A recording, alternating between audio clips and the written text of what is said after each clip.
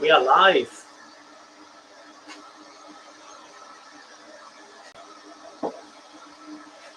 Anyone able to give me a quick comment on whether visually, audio, everything's all good?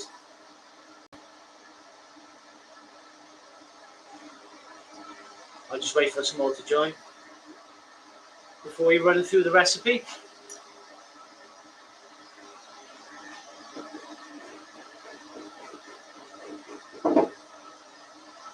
Beer.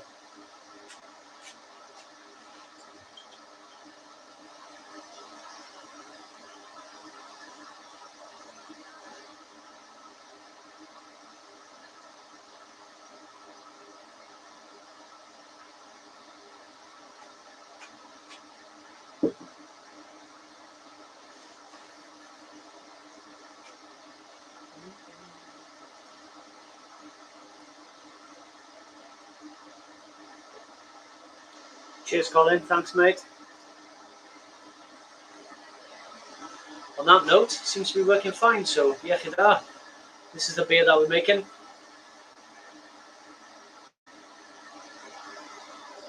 Bit of a one I prepared earlier moment. So, just about to mash in, and I'll run through the recipe in a moment. Strike water's at 70 degrees Celsius.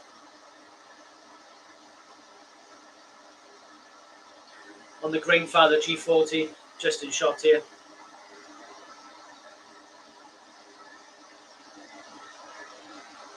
Hi Peter, cheers mate.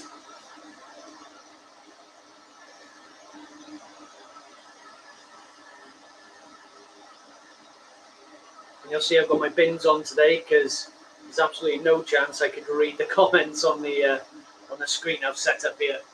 So we've upgraded the household PC, and that has allowed us to repurpose the Mac into the shed, which is useless for anything but this, hopefully. I think they go for like 35 quid second hand because once they get to a certain age, they're useless. A bit like humans, I suppose.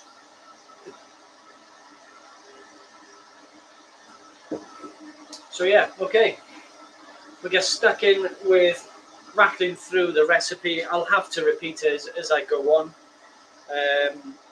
But the recipe for this beer,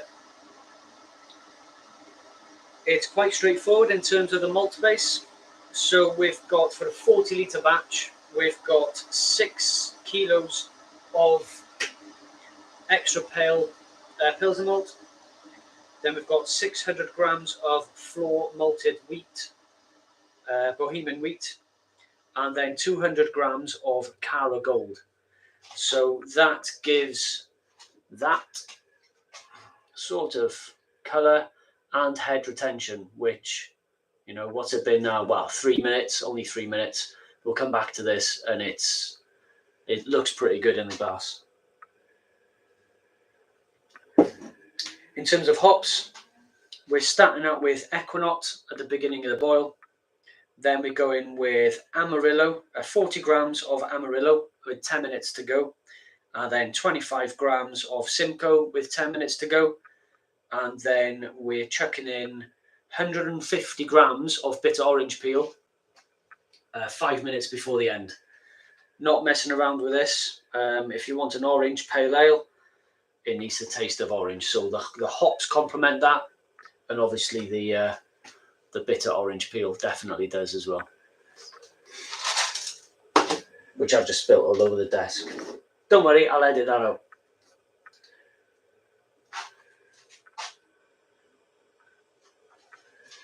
So I've pre-weighed all the hops and all the grains, and my water additions as well.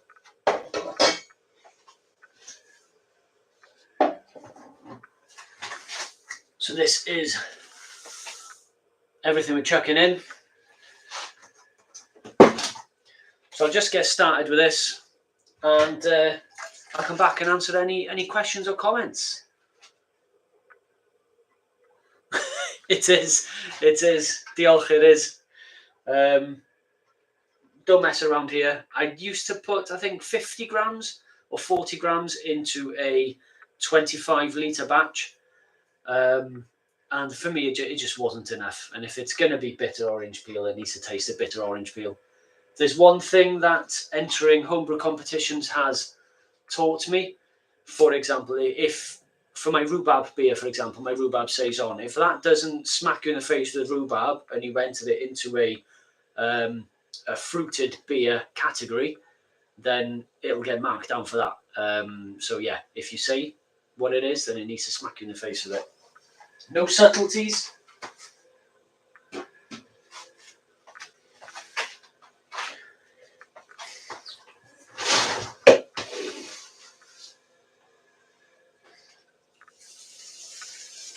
I will reduce the temperature of this down to, I think, about 68. I have it. Let me double check on the supercomputer. So I mash in for 60 minutes, and it is at, I can't even remember, 68 degrees, correct.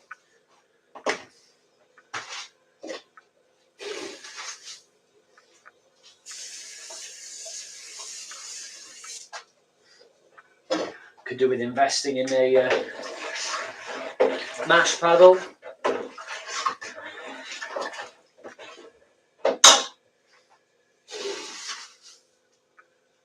If anyone has any recommendations of any good mash paddles, let me know.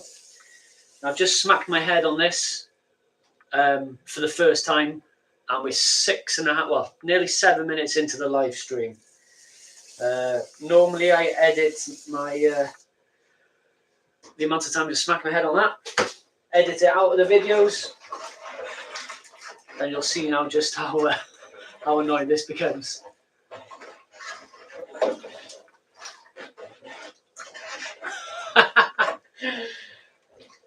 Lid placement making with us, no problem at all. I'll sort it out. Would it be better being hung up, do you reckon? I'll put it over this bucket here, look. There you are. Hopefully that calms the minds. Bragdebach, maybe a homebrew Tom can make you a mash paddle. That's a very good point, actually. Yeah, because he's repurposed his channel, hasn't he? Or his brewing area, so to speak. That's a very good shout. I might send him a message. Nice one. Or maybe he wants nothing to do with brewing ever again. Who knows? But yeah, I like that suggestion.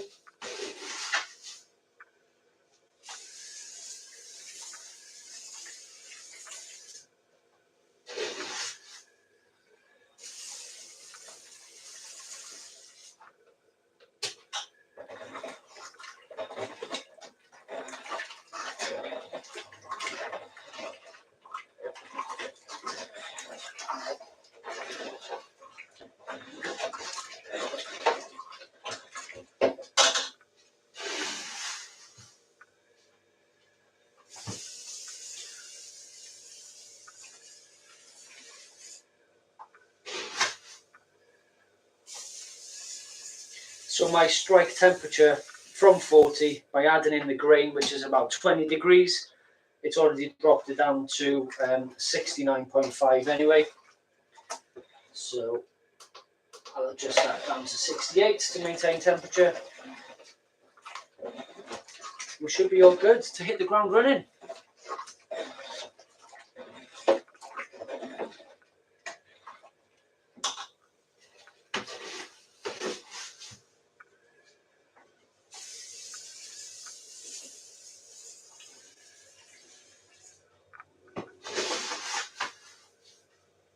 This is the most monotonous part of brewing, isn't it? Is the mashing in. Anybody else run out of patience when they've got, say, about 300 or 400 grams left? Twice, Jesus. 300 or 400 grams left at the bottom of the bucket when they're mashing in, and just lob it all in, and then you get dough balls straight away. You gotta love it.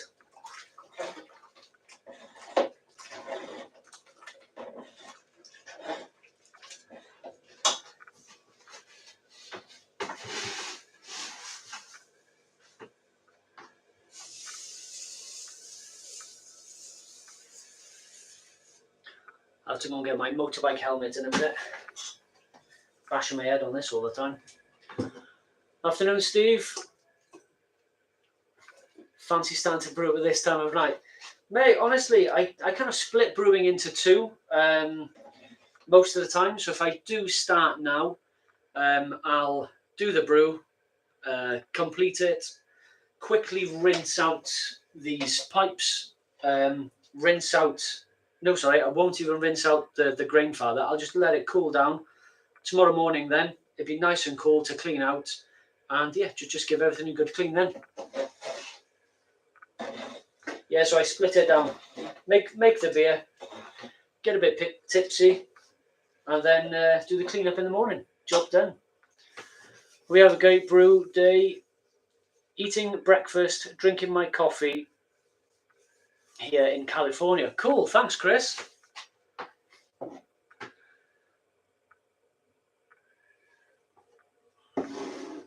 Eating breakfast. What's for breakfast? Breakfast stout?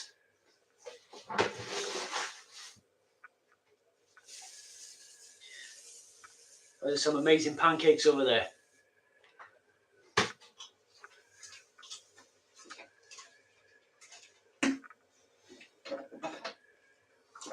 Yeah, like I said at the beginning of the stream, I've pre-measured everything. I've got all my water treatments sorted. I will periodically come back to the recipe as well, just to remind anyone or to let people know. Bacon and eggs are good stuff. Good darts, Chris. Good darts.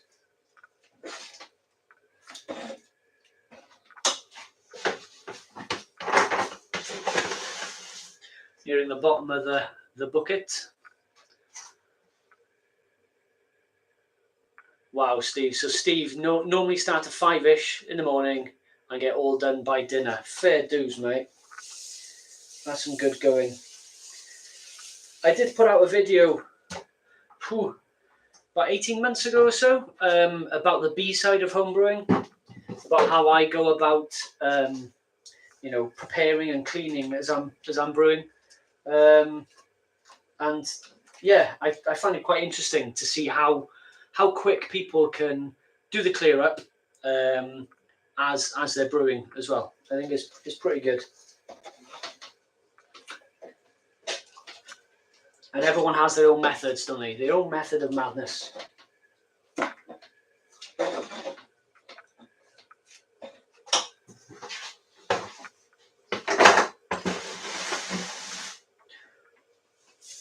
Nearly done with this fun bit, and I can grab a seat.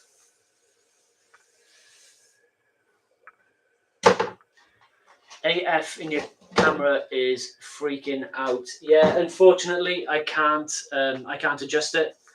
It's a Soundstrom Wi-Fi camera. It's probably because I'm moving all the time with trying to do this.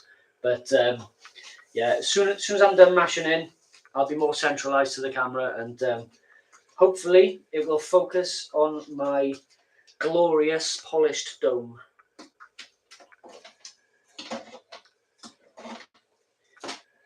Which shout out to my barber as well for fitting me in today on his lunch break, because I massively ballsed up my appointments today with him. Yeah, shout out to Steve. Still brewing, love it, mate. My Lotman Diary. Yes, mate. Yeah, never stopped. Never stopped. Actually, I'm brewing more these days, and as you vloggers know, it takes a lot more effort to make a beer whilst you're vlogging.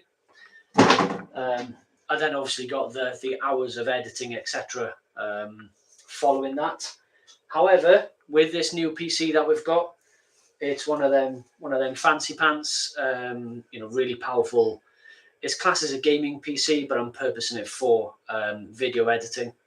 It's the editing side of things should be sped up quite significantly, which would make it more enjoyable to make videos. Because I enjoy making the videos, and I enjoy the editing and production side of it as well. So yeah, so it's all good. It's all good.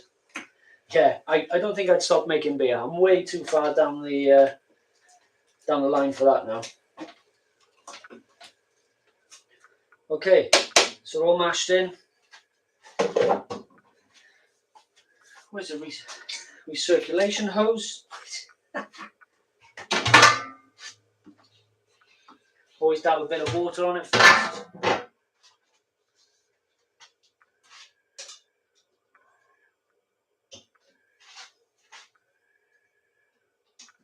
Set the pump.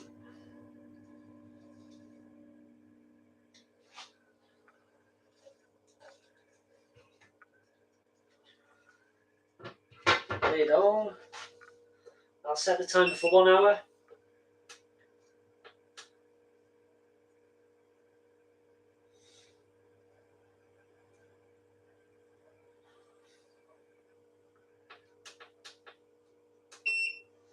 There we are. Job done.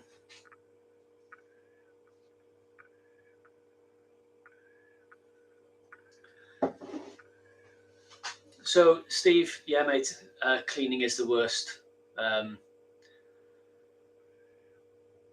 Yeah, cleaning is the worst part of it. The Grainfather, yes, mate. I'm still enjoying the Grainfather.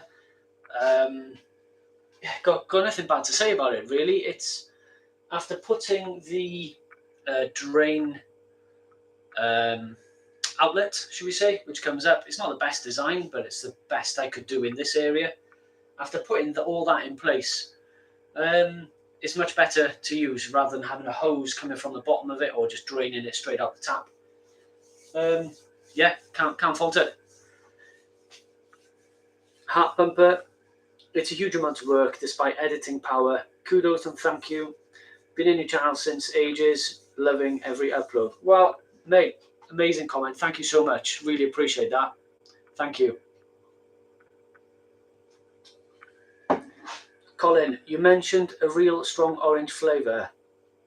Is a little less dried orange still okay? Of course, yeah, absolutely. Whatever floats your boat. That's what's amazing about this hobby. You can make it as orangey or whichever way you prefer. You know, this is a lot, but it is going into 40 litres. But then when you look at the hops, they're quite on the stingy side. You know, looking 25 grams to start, then 40 grams, and then another 25 grams. So it's not a very hoppy beer, and it's just supported by the orange peel more than anything. Owen, this is a cracking way to pass the time whilst waiting to get on the Eurotunnel train. Oh, cool. Where are you off to, Owen? Obviously France to start with, but yeah, is that your destination? South of France, north of France?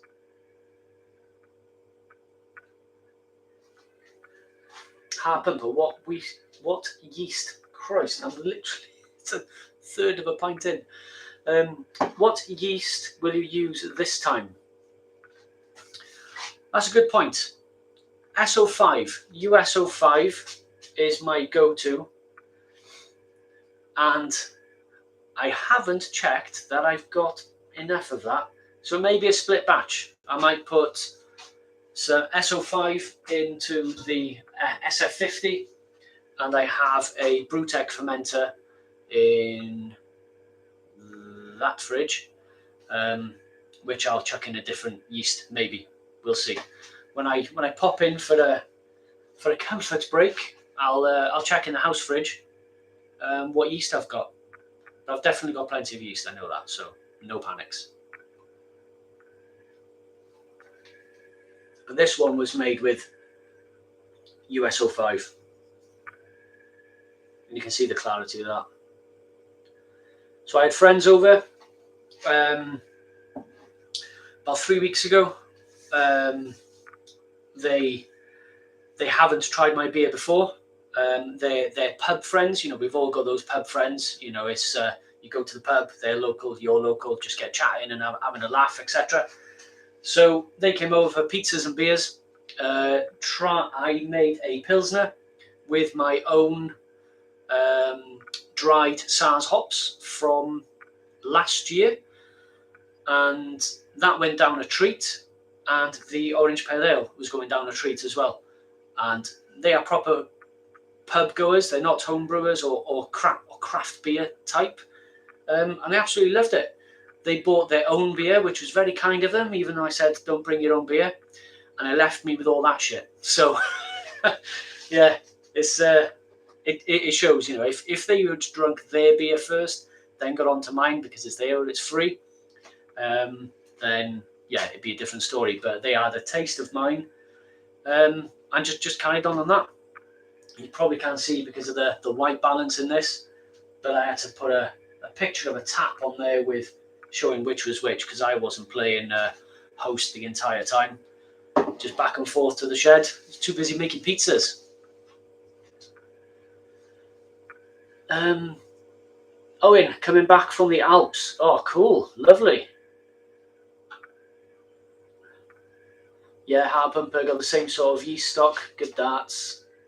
Mountain biking in the Alps.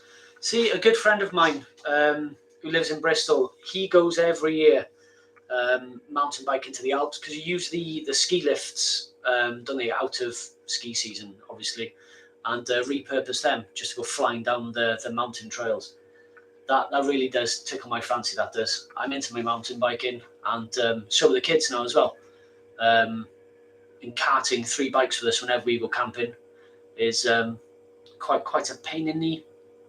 Yes. Colin, yeast-wise, I'm making orange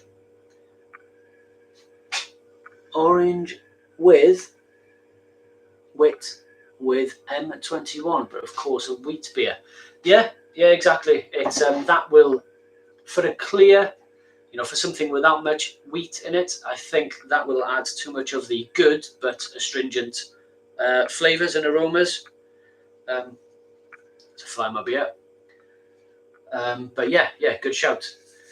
With the Pilsner that I made, which I will show how that's turned out, the Pilsner that I made, it's very... I've fallen out of love with the Yeast. Oh God, can't remember what type it is now, but it's the liquid yeast they use for the lager. I've fallen out of love with it because I've tried it twice. It worked first, and that won me gold in a homebrew competition for the Pilsner, and I think it's WP 800 from memory. Probably wrong, but yeah, I've fallen out of love with it. After that, I've created it after, and it was great, but every time since then, it's just failed on me. So by using the same methods, same recipe, same conditions in the fridge, but yeah, not working for me. So I've switched over to a safe ale, which is... Let me just get the recipe. So I've switched over to Fermentis S23. I was thinking then somebody might have commented before I'd even found that then. So yeah, it's a much better yeast that I've been using for Pilsners, lagers and the like.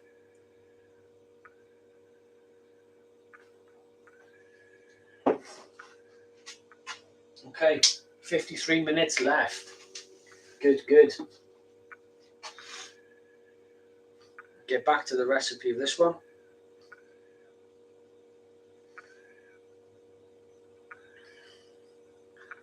And this beer is so orangey. I've aptly called it Pith Take, P-I-T-H Take, OPA, Orange Pale Ale.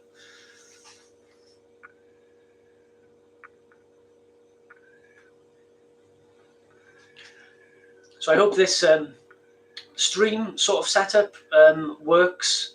I can see that the autofocus is going in and out quite a bit. Not sure what that is or how to resolve it with this camera.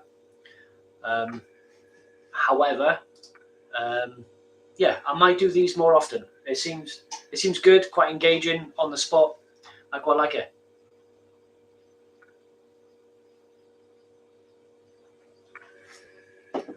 It's a beer o'clock where everyone else is now. Obviously not in California, but yeah, what's everyone drinking?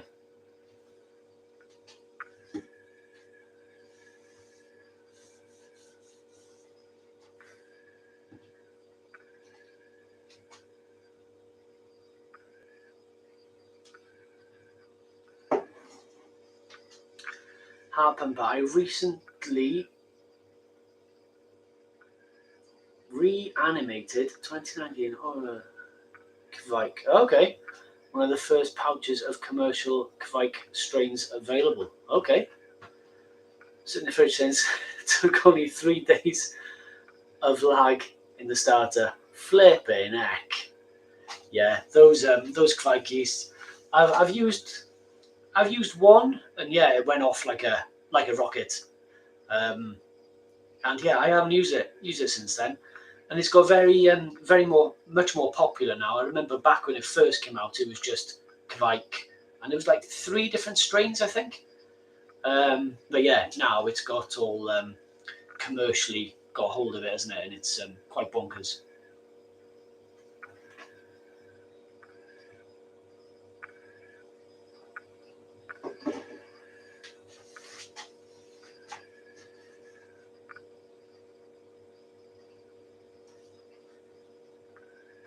Yeah, what beer did I make with that Kvike?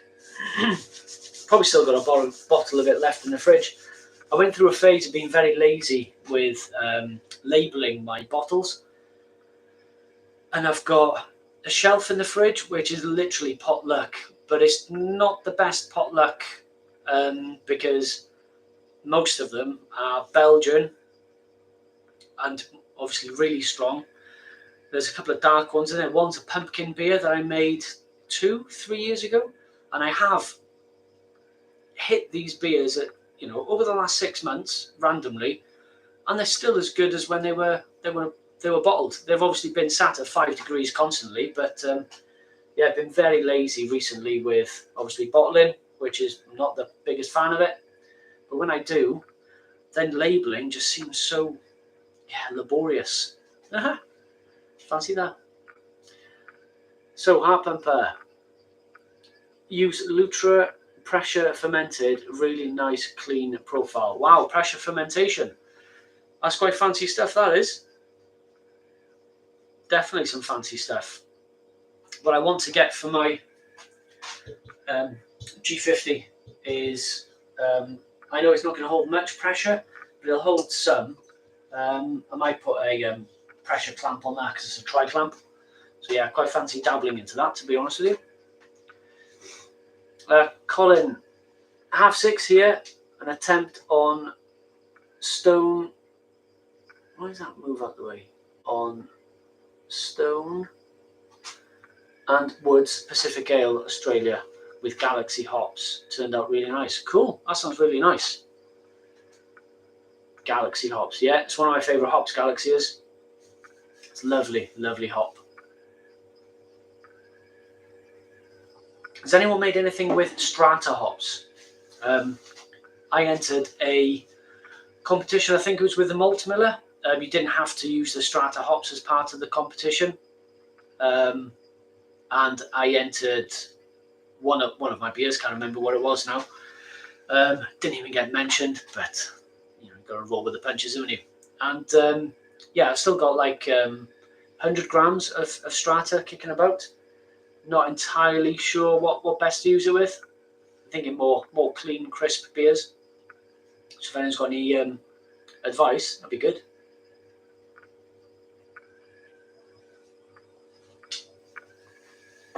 Ah, nice one, Harpen. So you've used extra few stuff. Spinning valve, yes, I've got one of them. Floating dip tube, no, I haven't. Corny keg, the simplest setup ever. Cool, nice. Yeah, I do have a spinning valve actually. Probably not the best time to look for it, but that is going to bug me where that's gone. Yeah, I've got one kicking around here somewhere. But yeah, that'd be good. That'd be a good shout. I like that.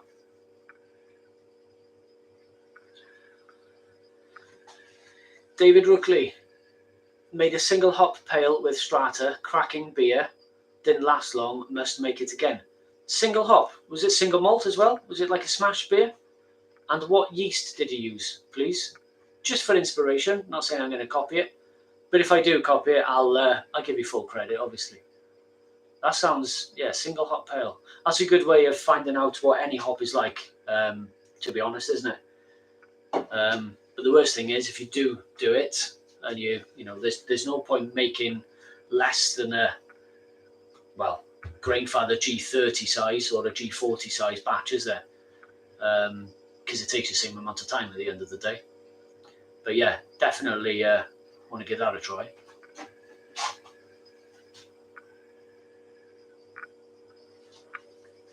And I'm pleased to say as well, with the hops that I picked, my SARS hops, been a bit lazy with them this year. Left them out just to go a bit nuts. Hacked them back once already, and yeah, they're going wild. And the Fuggles is going wild out there as well. Absolutely bonkers. But the SARS hops that I did pick, I had a massive bucket of them. I just vacuum packed them and froze them straight away, and they're good as gold. There's no off flavours on the beer, which I'll try and explain when I do have my next beer. But yeah, there's no off flavours that I can detect in using those sort of leaf hops anyway. A lot of people say you need to dry them and, you know, be very careful with them. But yeah, I've been lucked out there, I think. David, pale malt and Cara pills with USO 5. Good darts. Okay, cool. I've got both of them. Maybe not the yeast, which, like I said earlier, I'll have to check out. But yeah, I'll look into that. Good. Hat Pumper. My last visit through Germany resulted in love for Weissbier Radler. Okay, yeah, awesome stuff. Which you can have a pint after pint at 2.5% ABV. Yeah, there's another German beer that I quite like, which is only about 3% ABV.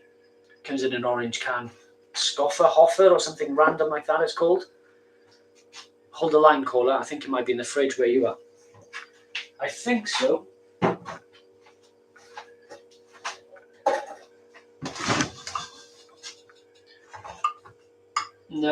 No such luck.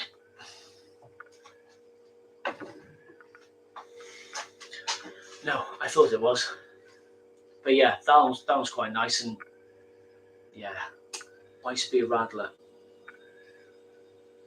There we are. Good darts.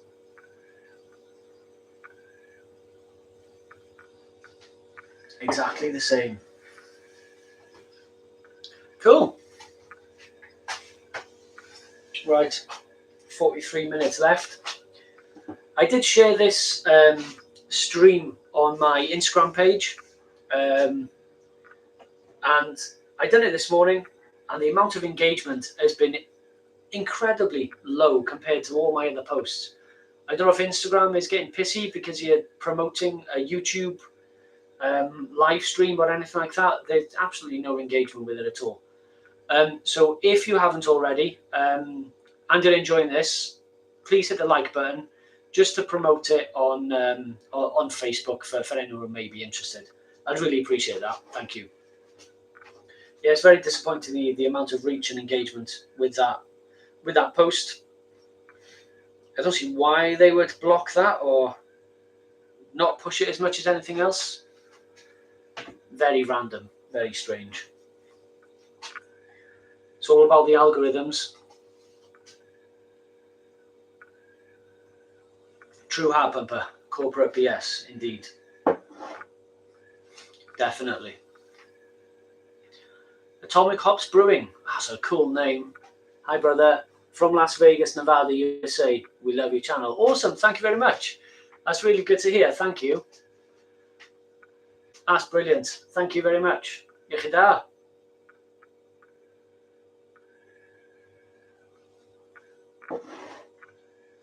What I've also done as well, for those of you that may be watching that are not subscribed or have just subscribed, I've limited it to a few days for subscribers to, sorry, you can't comment unless you've been subscribed for a few days, just to stop any, what should we call it, any randomness coming through on the chat. So staying as loyal as I can to my existing subscribers whilst protecting you guys and me from any malicious content. Hopefully that works. Until we go absolutely viral, then I have to employ moderators and all sorts of rubbish. But yeah, like that's going to happen.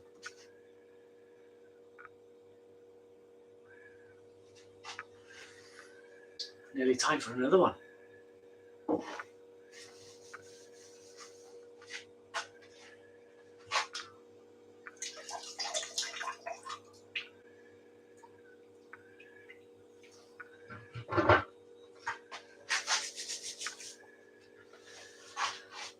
So we've only last week come back off our hauls. We went to Falmouth for about a week camping, and then we went to the New Forest for another week camping as well. I managed to pop into Ringwood Brewery. I think they've stopped doing tours now, which is a big shame. But I had a couple of their beers there, a couple of 5 of their beers. Okay, let's be honest. But yeah, it was a good day out. Quite enjoyed that Ringwood Brewery. It's got that really old vibe to it, you know, where they've converted the bar as well. It's pretty good. Beer 71. Have you brewed anything for the hand pull lately? I have not. I think the last beer, ironically, that was on the hand pull was the Orange Pale Ale that I tried on it. I put it in a bag-in box. It was Orange Pale Ale, and yeah, I put it in a bag-in box and drew it from this. That recipe, the older recipe, was good, but it just didn't have that orange bite that this one has. So I thought, because it was quite smooth, I thought I'd put it in on the hand pull, which is just here, by the way. I put it on the hand pull just to see what it was like, and it's pretty good. It was pretty good, in all fairness. And I do have it at about 5 degrees coming out of the hand pull, which is a bit too cold for like a traditional hand pulled beer. But that's because it sat in the fridge, and I drilled a hole through the side of the fridge. Not recommended. But I lucked out and I didn't hit anything. But yeah, drilled a hole through the side of the fridge and just managed to do it that way. So yeah, it worked. It works a treat. I have got it hooked up to a keg now and again as well, but the last time I used it was bag-in box because I had some kicking around. Atomic Hops, we brew a lot of barrel-aged beers. Did you ever brew a barrel-aged? What is your opinion? I haven't brewed a barrel-aged beer. However, I do have this beer over here, which has been sat in that demijohn like some weird Frankenstein's experiment, or like there's a head growing in there or something. It's still good. It's still, you know, it's not stinking and, you know, fermenting and what have you. So yeah, that's been in there for a couple of years, I think. It's weird. It's a bit like a mascot now that thing's getting us. And the same as my the first bottle of wine that I ever made, which is donkey's years old. So they're kind of the most aged beers that I've ever made. I'd love to make gozers, you know, the lovely, you know, the beers you make and you mix, and chuck them in the attic. Like, do one every year sort of thing. I'd love to do that. Dedicated time and space to make those beers. I'd love to. But in all honesty, when I make a beer, 9 times out of 10 it's because I know my beers are running out at home, and I make a beer in order to get it on tap. But yeah, this is the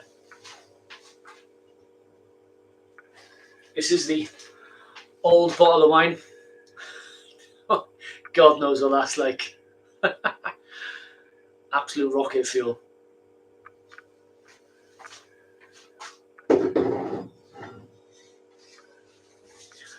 And no, I'm not trying it. No chance.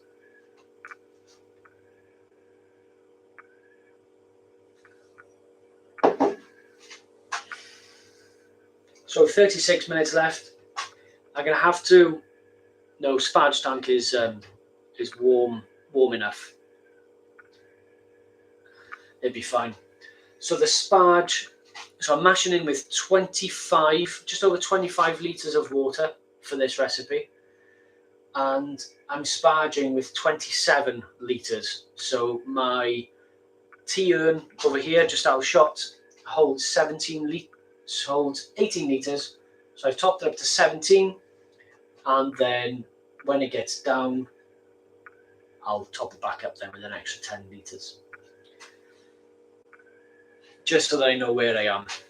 And that worked out at a perfect, last time, fingers crossed, that worked out at a perfect 40 litre batch for us. And then with the trub that was left over behind in the SF50, it filled up 2 kegs, one of which is still in the fridge. I honestly thought that having 2, 4, 6, 8, 9 of our friends over, plus me and Gemma 3 weeks ago, hammering these beers, I honestly thought that they would have kicked. They're either going to be close, or they're like a bottomless pit.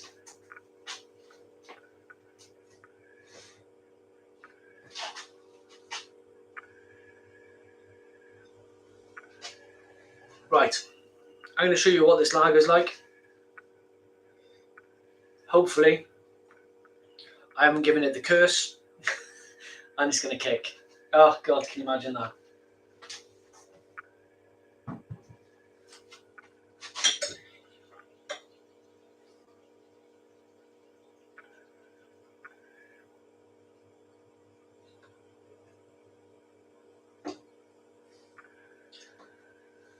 It didn't kick. This is the Pilsner that I made. I'll go through the recipe in a second. Just a bit of chill haze on that. But this has been in the keg for longer than the... Sorry. Yeah, it's been in the keg for just the same amount of time as the OPA, because I'd done a double brew day with them. So I started early in the morning. As I was cleaning down, I thought probably got enough time to chuck another one on. And yeah, just banged out a double brew day with it, with whatever I had to hand. But yeah, it looks pretty decent. Very clear white head.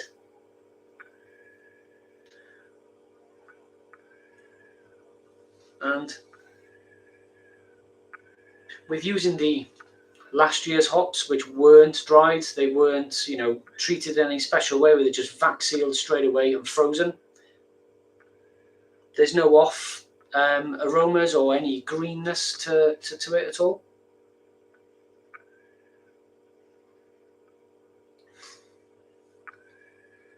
And that is very, very refreshing.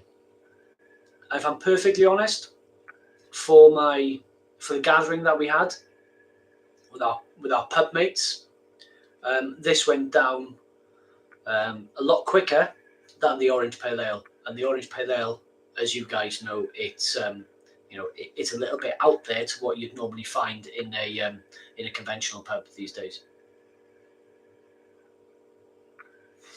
But yeah, heart pumper. Yeah, it is indeed it's a lovely colour, very light, refreshing beer.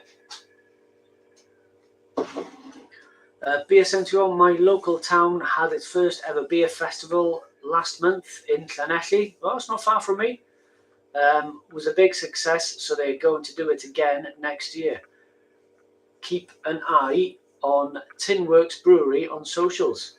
Okay, well, you heard it here first. Definitely. I'll definitely keep an eye on that. I'll have to beg for my driver to take me there. I tell you what, I'll share the driving. I'll drive there, and I'll ask Gemma to drive back. That's fair, isn't it? Surely. It's 50-50.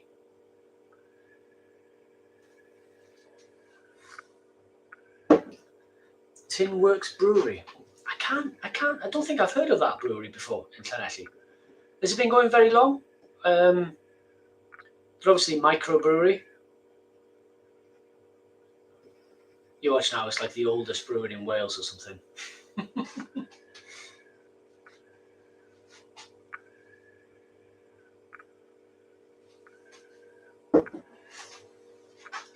So just a quick recap of what we're doing.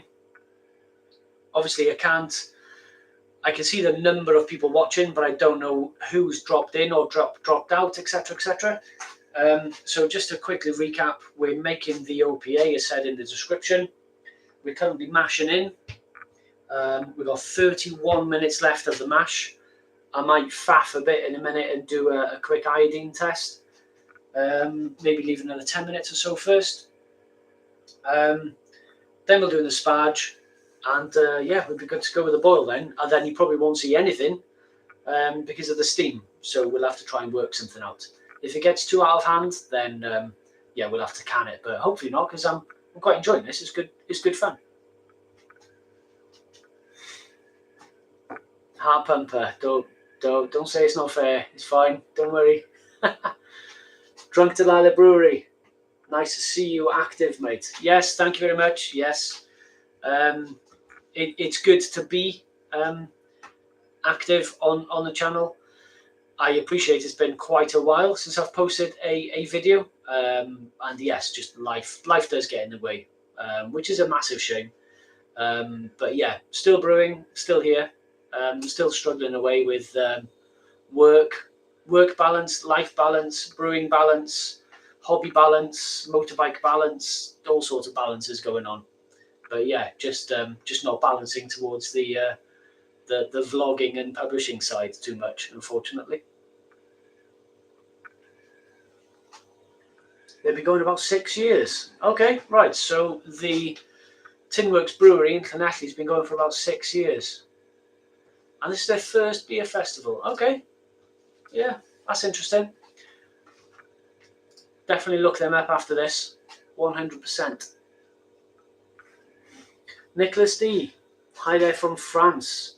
Not be able to see all the live, but I'll watch the review as soon as possible. Cheers from Le Barboteur podcast.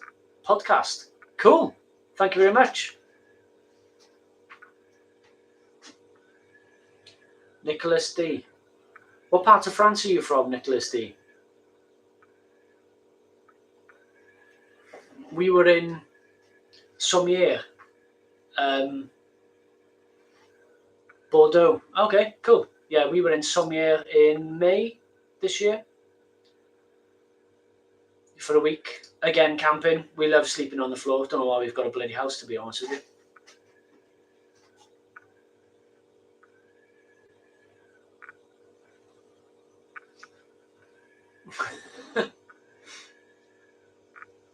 Good. Awesome.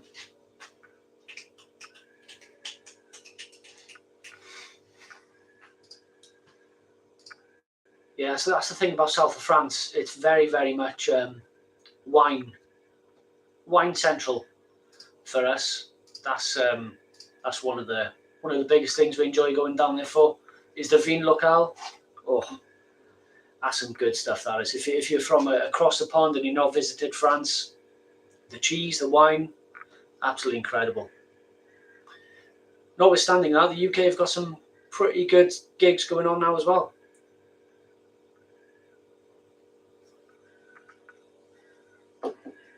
Yes, true. Craft breweries. Been to a few of them in France.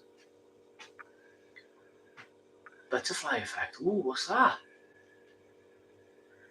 L'effet papillon. Good darts. Oh, this is a great source of instant information. Thanks, Nicholas. I'll definitely be looking into that as well.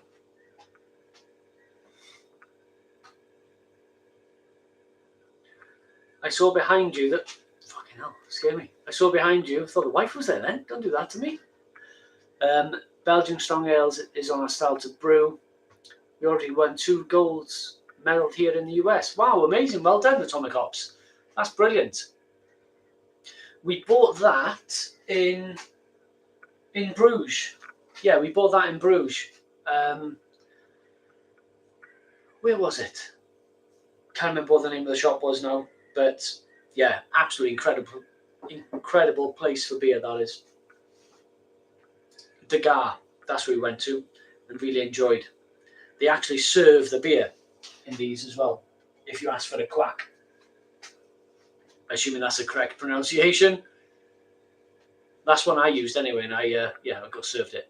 We didn't steal that, we bought that one, by the way. Full disclosure. Yeah, Belgian strong styles. Good.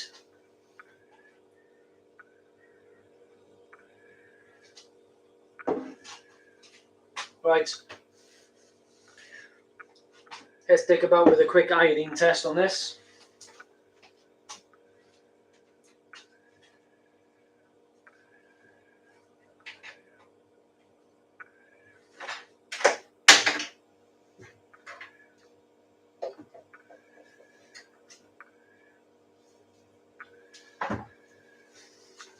I'll be 2 seconds, just go and find a dish.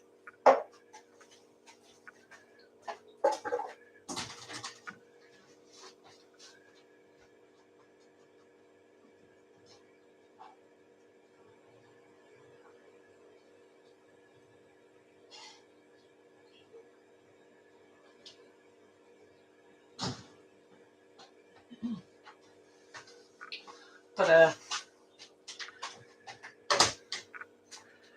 more dishes to clear up.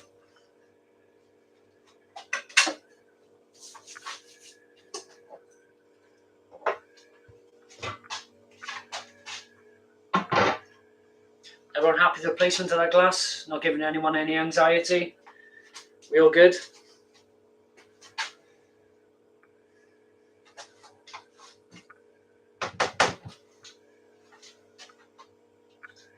I just think that's just out of shot. That's such a shame. So this looks to be cleared already, and it's only been going for 36 minutes.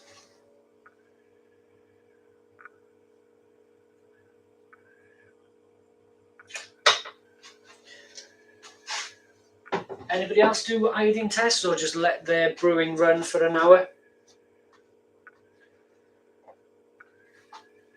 Sometimes if I'm lazy, I just set the timer, go and relax, watch some sport or rugby. Let's not talk about the rugby today.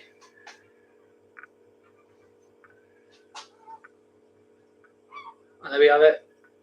You can see full conversion. It's not black.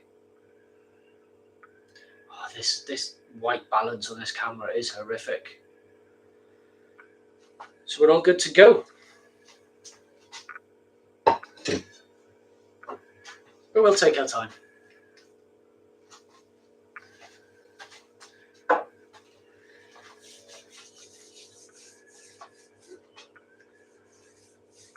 Papillon is good stuff. Definitely grab a couple of bottles if you can. The Vienna Lager is pretty good. Okay, cool. Definitely look into that. Thank you, Colin. Nicholas bought a G40 recently with the GF30 fermenter and GC2 glycol stuff. If it's delivered to my house one day. Oh no, it's a shame. You're still waiting for delivery. That's frustrating. That is. You paid all that money for that, and you're not getting your goods. That really grinds my gears when that happens to me. Really, really does.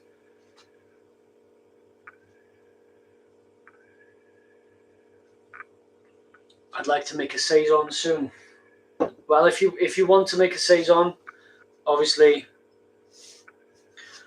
being in France, you should know better than I. But the base recipe that I use for my saisons, any fruited saison, is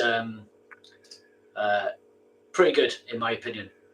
Although I've not won any medals with it yet, which is really frustrating. But yeah, it's a good example of a saison base.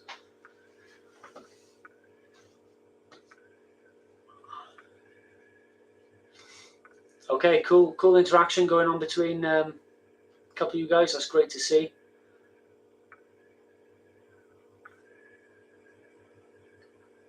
Ah, right, Colin. Right, so that's how you find out where all the French breweries are. I'm not even going to try to pronounce that. I'd absolutely... Yeah, I'd murder that. Yeah, so that's good to know. So it's a bit like the French Untapped sort of thing.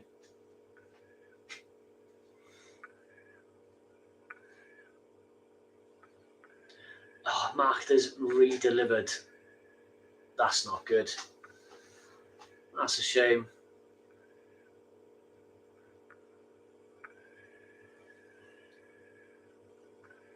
Nicholas, yeah, have a look at my my previous videos where I make a saison. All the recipe and stuff is on there, so hopefully that helps you.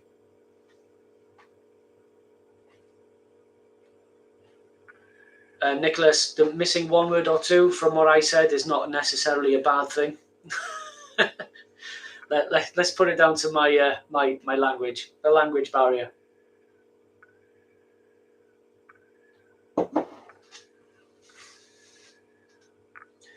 Right, it's 20 minutes to go on this. We've been mashing for 40 minutes. You can see we've got full conversion.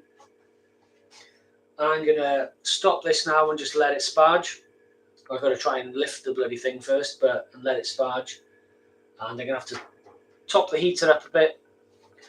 Otherwise, it'll take too long to get up to the boil. So apologies for any background noise, but yeah, this is a live brew day. Collateral, I suppose.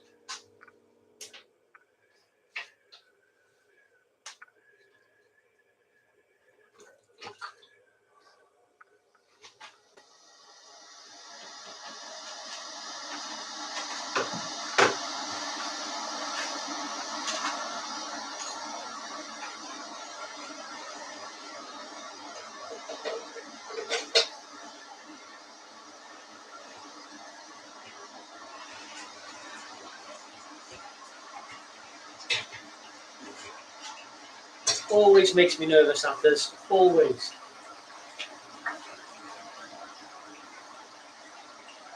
So I do like to do, as soon as I've lifted up the grain basket, which you can probably see the clarity now actually.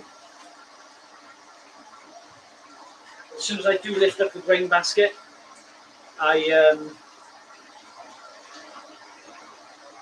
like to up the temperature of the kettle to 99 degrees. So as it's sparging, it's falling into a lot of more hot water. So it just cuts down the time to get up to the boil. Top tip, which probably everybody does anyway.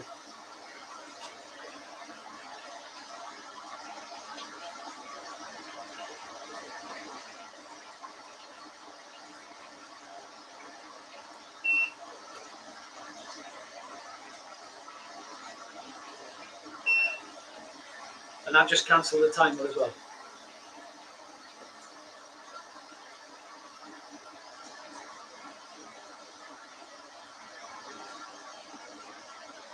So Nicholas, Wild Brew's book from Jager Weiss has a nice recipe as well.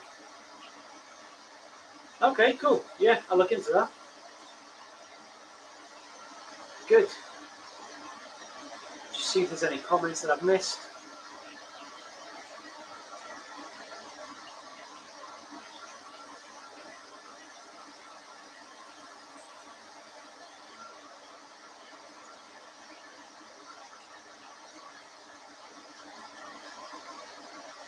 It's going to be steamy in here now. Let's open this door.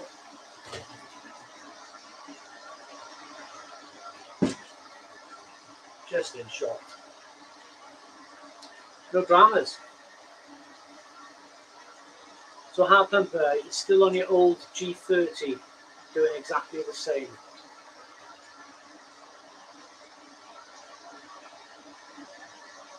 Yeah, I'm not sure if many of you are familiar what happened with my old G40 that I sold. I sold it on eBay to a lovely chap in London. I don't know, he's lovely with how helpful he was with resolving what happened, and it got lost by Hermes, which are now called Every Chance It Won't Get There. So it was lost, completely lost cause. I put a claim form in, then they found it and delivered it and said they got a signature, and it was subsequently damaged, being left outside of a property, and literally kicked in, dented, smashed to bits. And yeah, I eventually got my money back from Every. They said from Hermes, they said because I didn't take out the insurance with them, that I was only entitled to £20, 20 UK pounds for something that I sold for a few £100 on eBay. But I took him to court and fought it and won, which was an excellent result. I gave proof of evidence as well, that I gave the eBay winner or the recipient their money back as well within days of Hermes admitting that they lost it. So if it wasn't for his honesty, he could have had his money back and had the Grainfather, and I'd be a few £100 out of pocket, I suppose.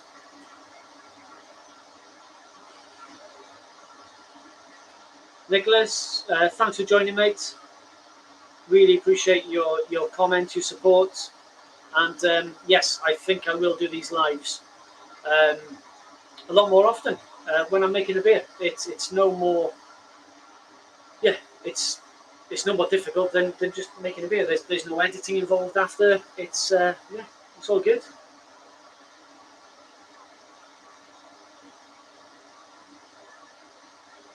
Cheers, Nicholas.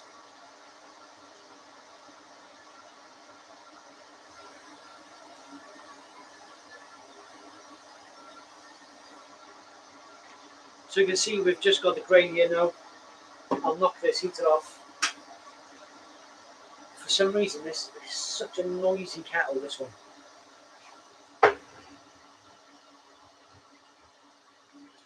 So this is the controversial auto sparge system that I set up back in the day for the G40. So it's a very controversial one that I set up. You know, a lot of people expect to just stand there and trickle this all the way around very slowly. But in the good ways of work smarter, not harder. In this case, it's simple opening ball valve, and off it goes.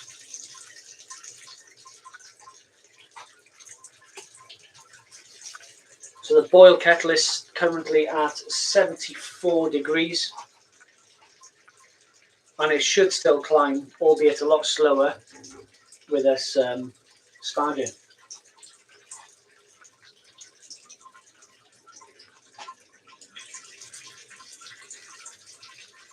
Look at that.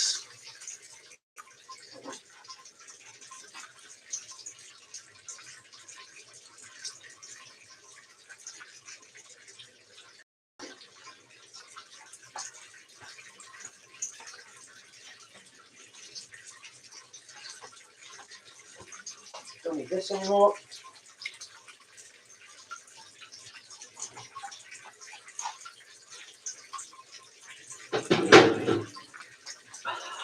Tuck that safely out of the way. It's on top of the toolbox. It's not going to break. Not today. Well, not yet anyway. But who knows? The night is young. Okay, that's going in too fast.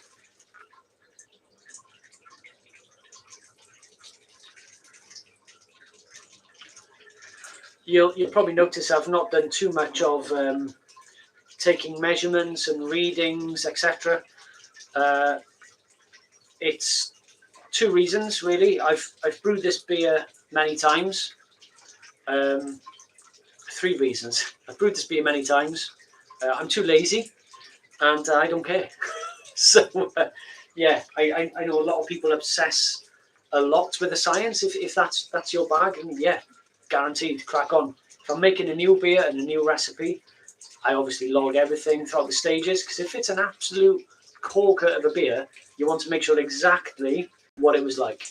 You know, especially if you're, you know, going to brew it commercially and this is your pilot kit or what have you. You know, it's very important to look after that. So I do make notes of any recipe changes or any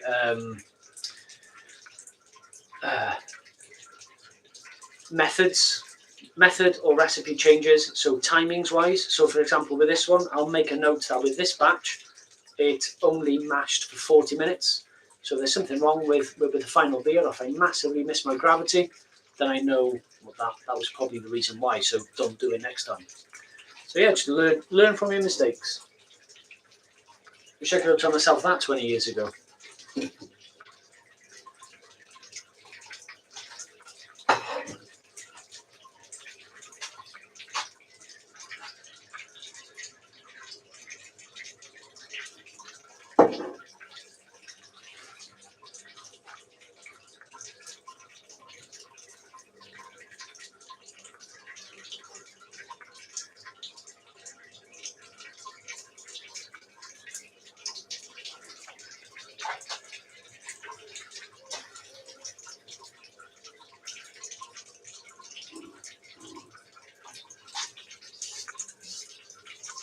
So already reaching 80 degrees Celsius on the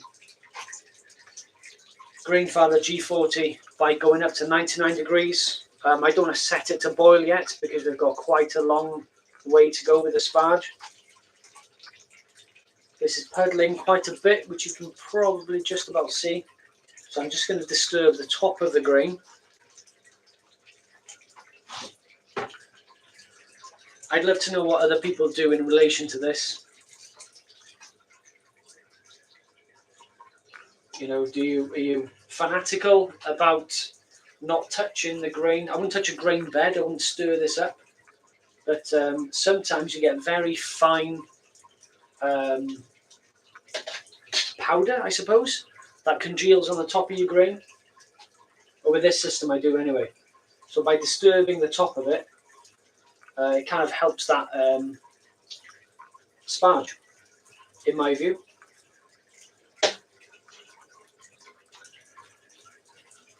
It's a very slow Sparge, so in that time that I've put it on, we've only sparged 2 litres. It's probably actually slower than doing a hand Sparge jobby. Hand jobby? I've got to try and keep this PG because of the settings I've got on YouTube. I get flagged.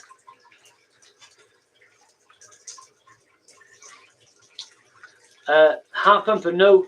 With a recipe I've brewed before, I very rarely check pre-boil gravity. Yeah, it will be what it will be to a certain extent. It's going to be there or thereabouts. Might be a point or two out, but yeah, I don't bother too much. It's not going anywhere. I'm not paying any taxes on it. Yeah, I'm not too fussed.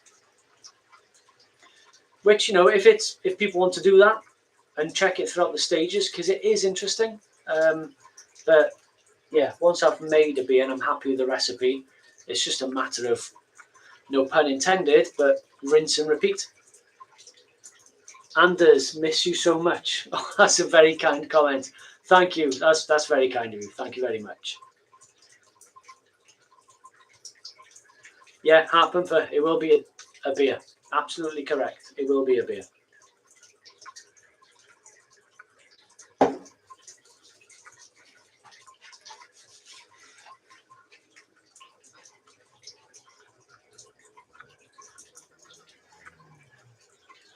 So for anyone who has joined in the meantime, I shall just quickly run through the recipe for this beer that we're making.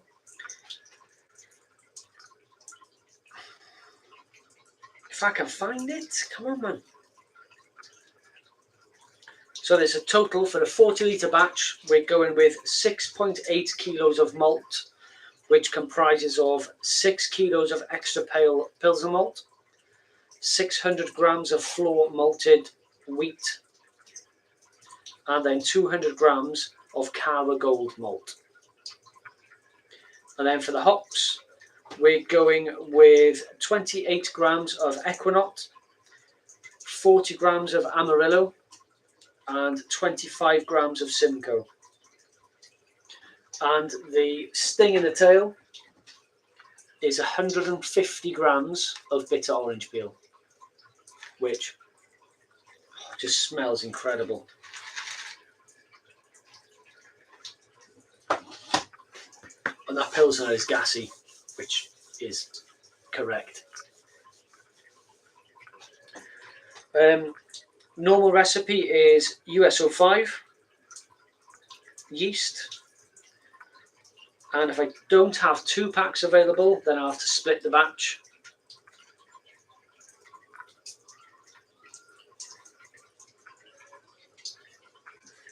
That's got me curious now. I'm going to have to go and see what yeast we have available.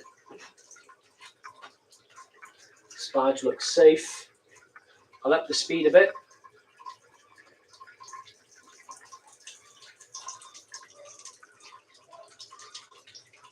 I'll be back with my yeast stash.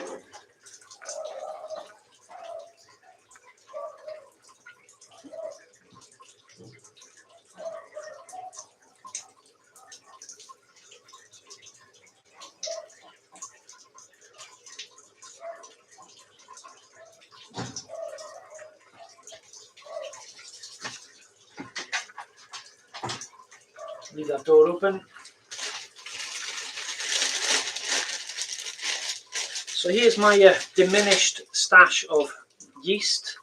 That's difficult to say with a dry beer in your mouth. Success, we have US-05 available.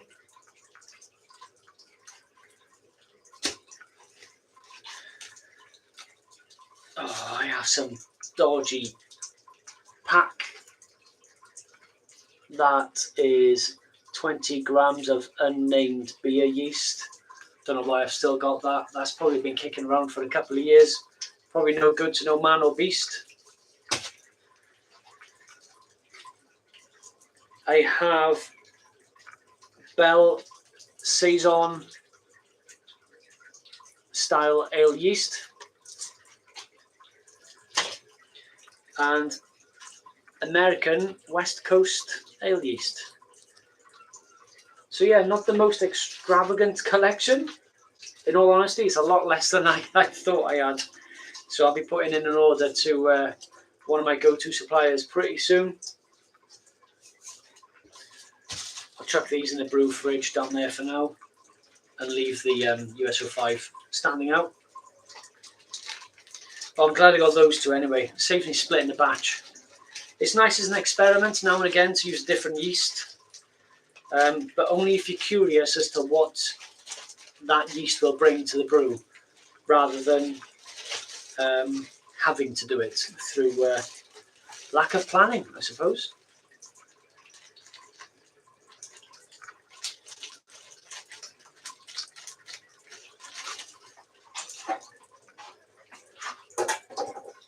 Don't quite need the chair yet. Give it another couple of beers and I'll be on it. Or the floor.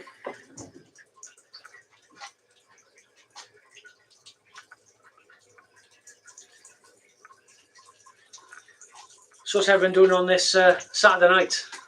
Surely there's something better going on than any sport and not rugby.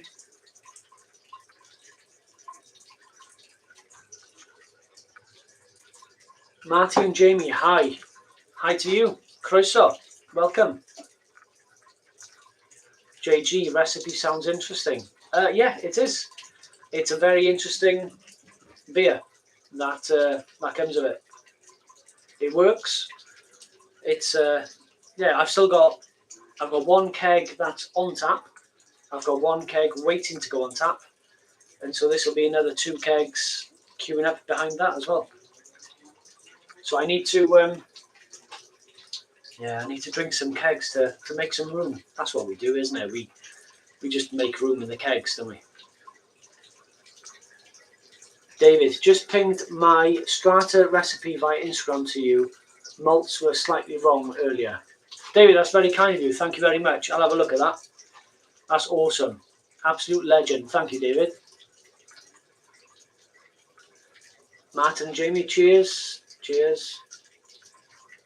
Brett, Sunday morning, 3:15 a.m. here. Well, it's what time is it here?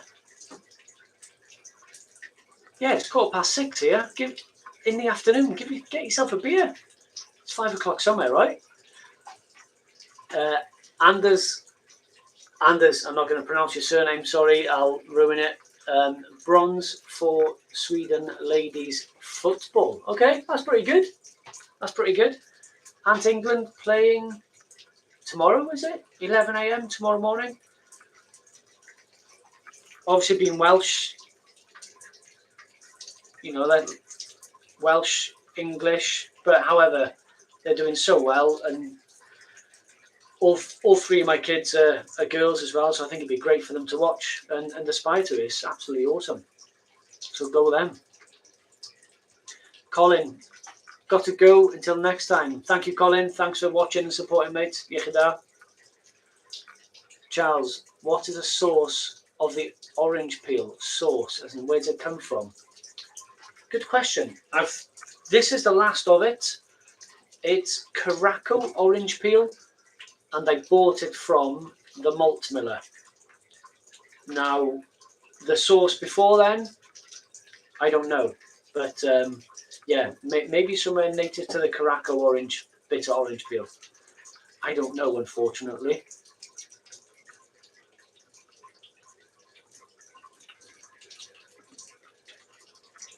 Ah, okay, cool, thank you. That's good to know, Anders.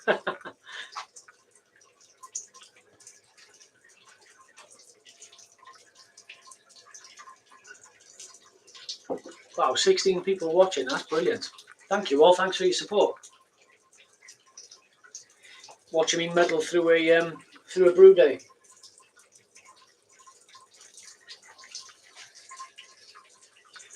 So we're at 92 degrees in the Sparge.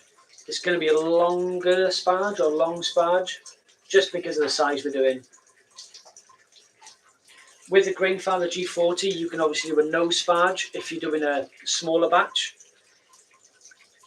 I've not done a no Sparge before. I can't help think that there will be residual sugars or wasted grain left in the basket. Because if you're not going to be rinsing the grain, then you obviously need to account for the sugars that are going to be left in the grain, so you need to put more in, if that makes sense. Having said that, grain these days, it used to be very, very cheap, didn't it? But it's gone through the roof, so I don't see why you would do no rinse. If anyone's done a no rinse grain on the Grainfather particularly, I'll be interested to know what your results were like.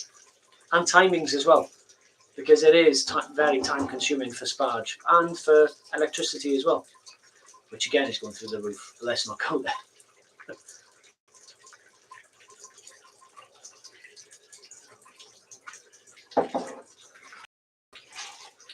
Right, any other comments that I might have missed?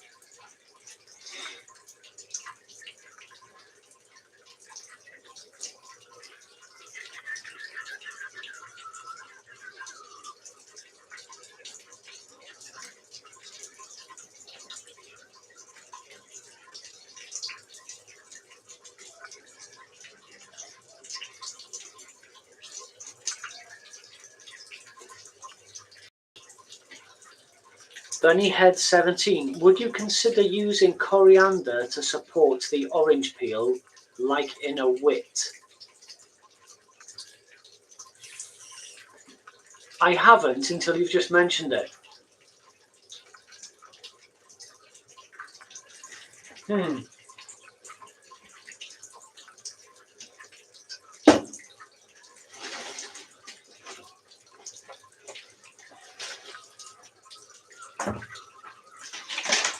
Coriander is what I have as well.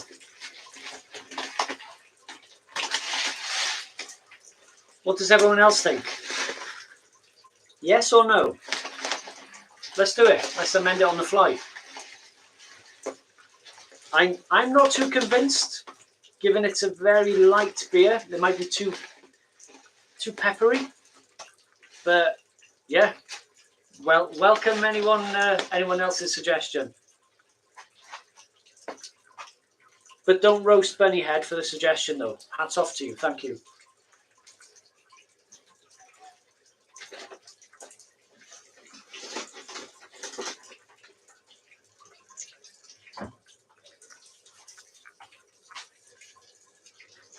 Yeah, maybe in the future beer. Or now.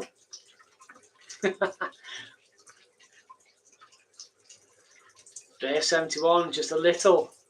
Oh, what do you mean by little? What's that for 40 litres? 50 grams? That's little, isn't it?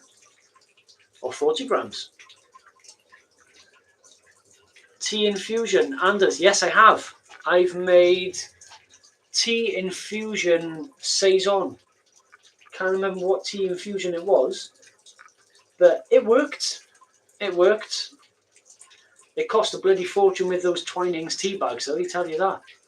But yeah, it was. Yeah, memory's gone. It was good old Brewfather app. That's all I'll say. It's like a memory jog. It was a long time ago. I got fruity saison. It's probably that one.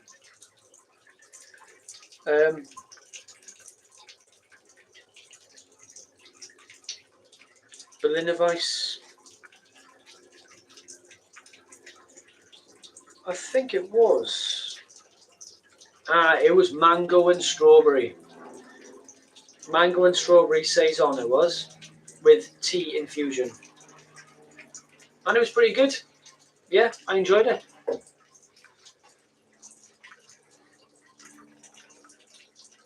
JG, how consistent is a Grainfather G40 temp with the malt pipe? I got the Brewzilla 65 and it's way off between bottom and top. I think with the Grainfather G40 it has a 2 temperature probes in the bottom, so it takes a balanced reading between both, so it should be a lot more consistent.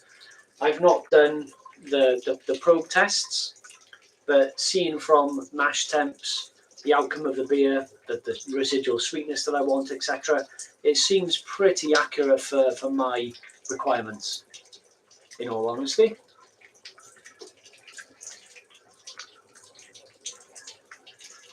Bunnyhead, if you would need to reduce the amount of orange peel, otherwise it would be overpowering. Yeah, true. Yeah, so reduce the orange peel and replace it with coriander. Yeah. You've got my head going now. I need a consensus on this.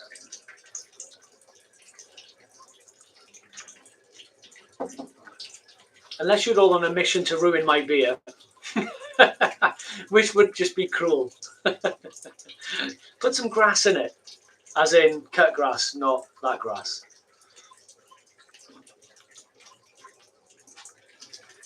It's nearly time for a beer. My chickens are out in the garden and they're hovering around already because they can probably smell this malt. They always arrive around about Sparge time. Funny that, isn't it? JG, coriander is nice. Funny head, lemongrass, orange grass.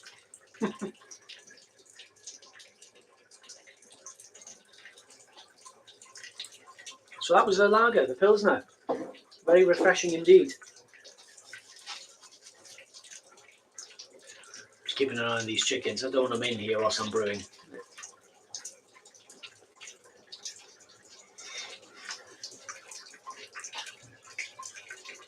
So in 94.5, we're just past 7 litres. So I'll top this up to just over 17 litres. You can tell what my job is, can't you?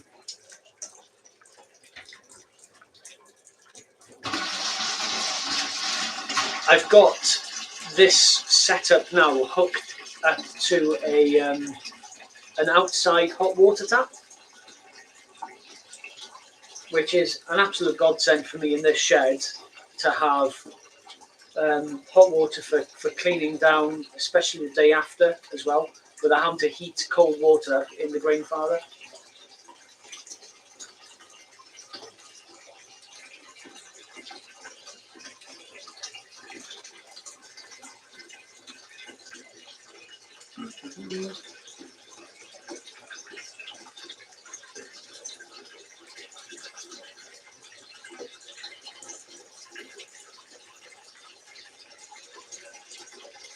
I have to bang this heater on as well, just to top up this water, so it doesn't cool down the boil kettle too much. There we are, just over 17 litres again.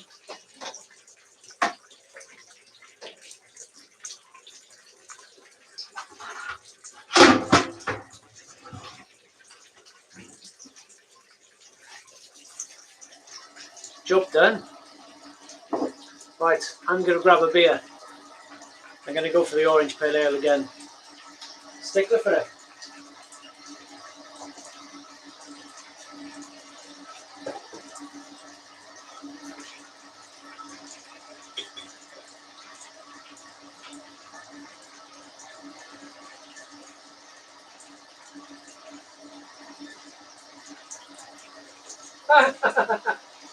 You couldn't write this, it's just kicked. She gone.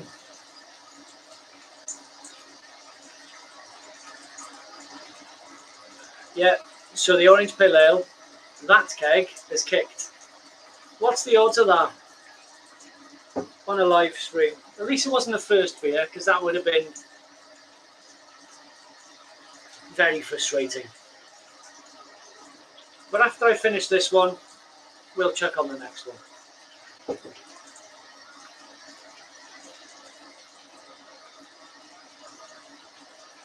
Bunnyhead, yes, I did adjust my water profile.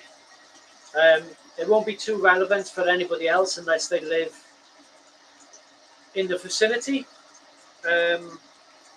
However, I'm more than happy to share it. So for this one, my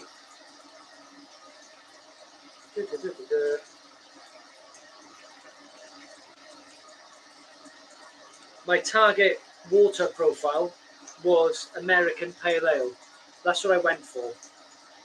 So therefore my adjustments using the Welshest of Welsh water was 10 grams of gypsum and 3 grams of calcium chloride with 5 ml of lactic acid. So that takes my home profile to one which is better suited for this type of beer. The bitterness I was after, the sulfate to chlorate ratio, I went for dry or bitter. Which that, with the orange peel as well, you can imagine the puckeriness of it.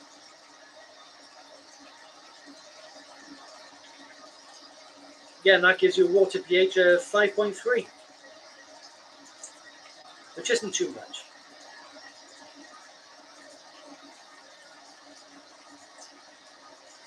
Following the saving of this video, I will of course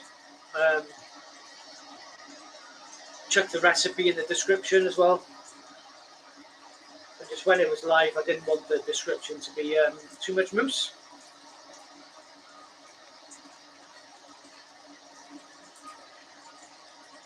So we're still stabilised at 95 because it's dropping in. Bunnyhead, sounds spot on. Yeah, that's what I'm aiming for. Nice and simple. I've got gypsum, calcium chloride, and lactic acid. They're the only ones I use, really. Any dark beers that I make here, I've found that it's very minimal adjustment that I need. I could probably faff around with the what's it? Chalk. Can't think what it is on top of my head. But there's one thing I could faff around with, but it's only minimal, so it's not really worth it.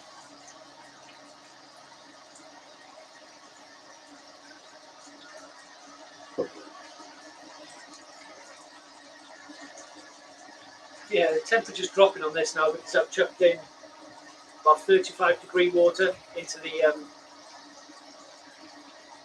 the boiled tea urn, the sparge kettle.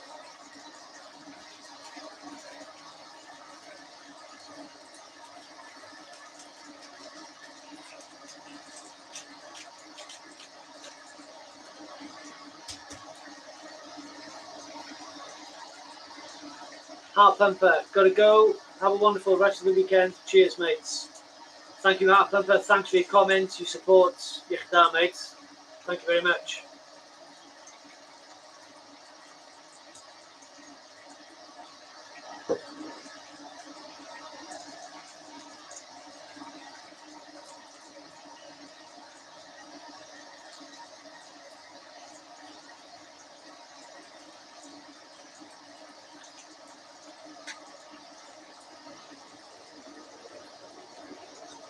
Causing havoc with the light balance, is it?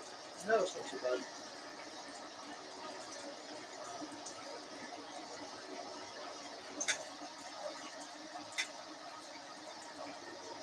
We'll keep that one.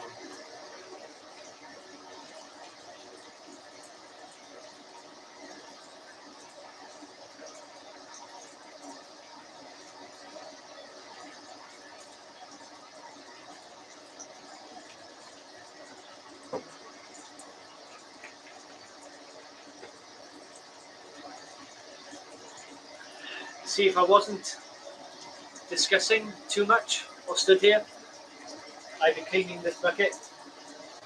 I'd be rinsing this out ready. I'm sure you don't want to be seeing that. Absolute pain. It's painful to do, let alone painful to watch. Christ.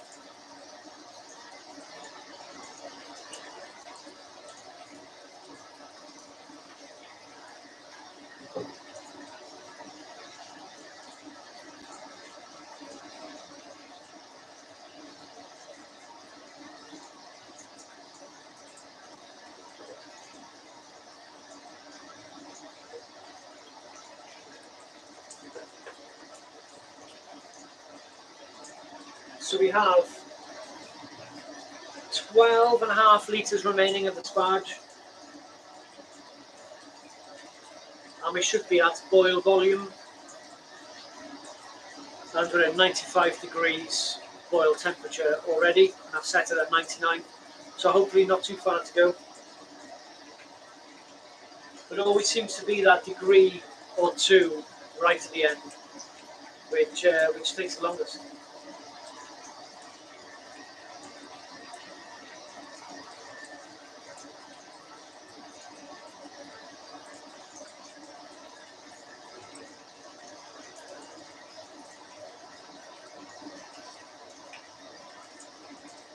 So guys, if you have any comments or questions on this recipe, any other recipes, any other videos or what have you, let me know. Stick them in the chat. Making dinner and listening. Cheers, Anders. What's for tea?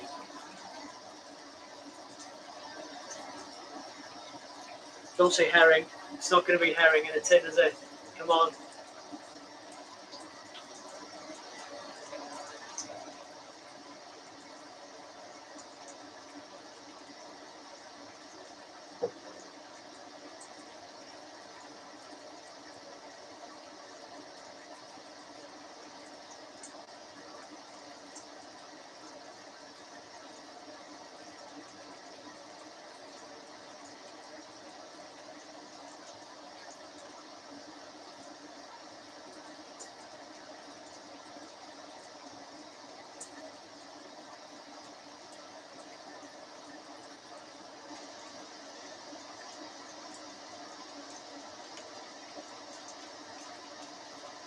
Right. I can't stand still and not do anything. I have to prep. This is one thing I'm quickly learning about myself. I can't stand and engage too much.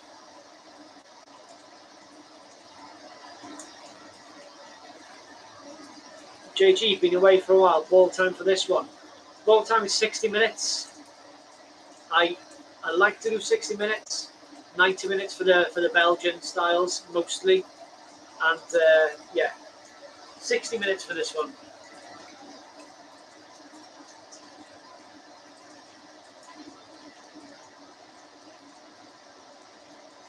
Anders, good old meat and potatoes. Yeah, fair dues, fair dues. Can't fault that. Troy boy, hello, beer fans. Hi Troy, how's it going? Welcome, mates.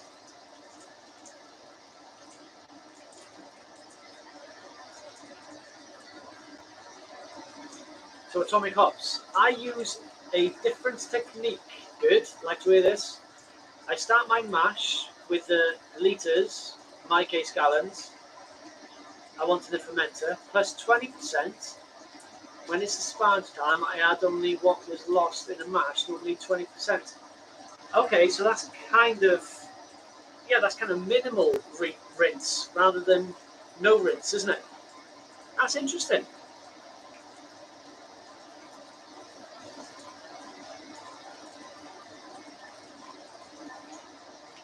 Good.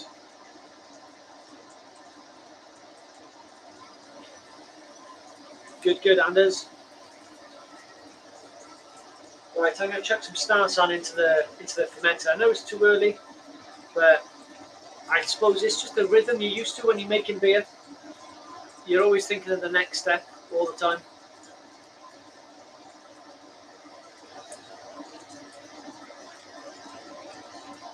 Almost no sparge. Yeah, you're right, Atomic. Yeah, you're right.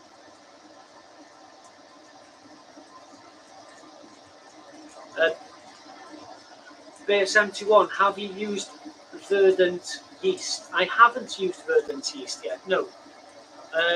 It'd be interesting to know what it's like though. What beer would you recommend, or do they do a whole range for different style beers?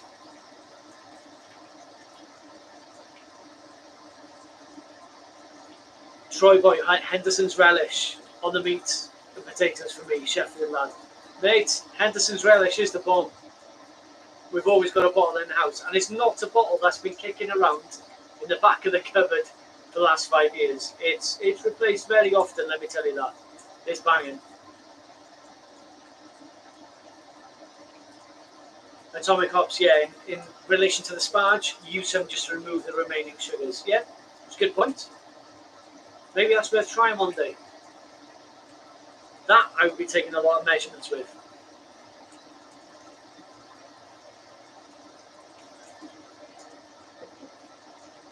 Right, shit, that hurt. Right, I'm going to knock the sparge heater off now. And just let this do its thing. It's still at 95 degrees. So it's coming up to temperature at the bottom, and then it's cooling it down coming from the top. So yeah, we'll balance it out.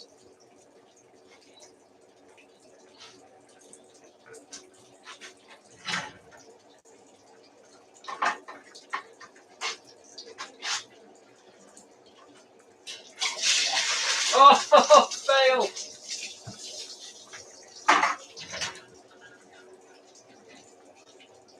I didn't close the bottom tap, did I? Live on YouTube. What better place to do that? Shit.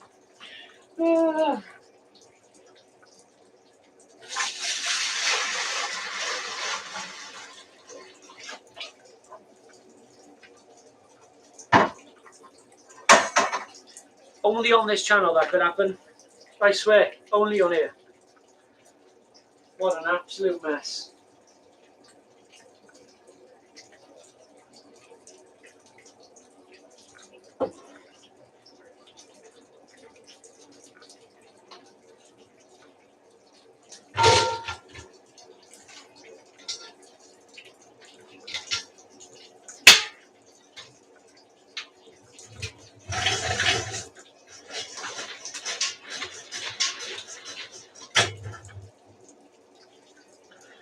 Absolute nightmare.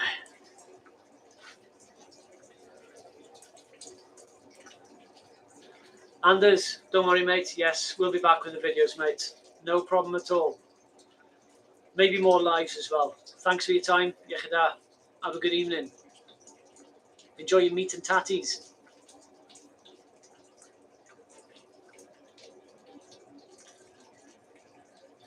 Atomic, so you compared the ones you sparged with the water loss sparge, should we say? Enough more gravity in the end. Wow. That is.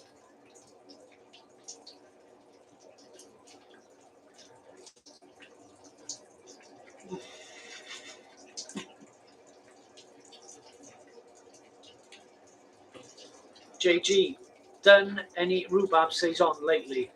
One of the first beers I made after watching this channel. How did it turn out? Don't leave us there. Was it horrible? Did you like it? No, I haven't made any rhubarb saison this year. No, I haven't. I've given a lot of rhubarb out to friends and family, which is ready to be picked now. That, coupled with the Bell saison that I mentioned earlier, I might make a 20-litre batch of rhubarb saison, and that'll be ready. Well, that'll be ready nicely towards the end of September, wouldn't it? So that'd be nice to brew maybe next weekend. Who knows? Maybe saison live brew day next weekend. Bear 71. Nothing wrong with sanitising the floor. Correct. And it is well and truly sanitised. You could just see the remnants of it over there. But yeah, it's well and truly sanitised. And so my legs.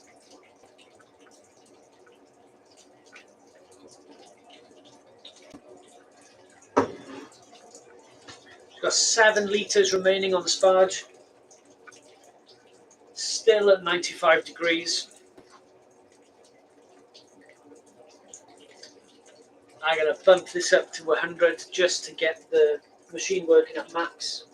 Because what the Grainfather does, it reduces the power to the heaters the closer it gets to your desired temperature. Unless it's at 100 degrees, then it's just flat out all the time.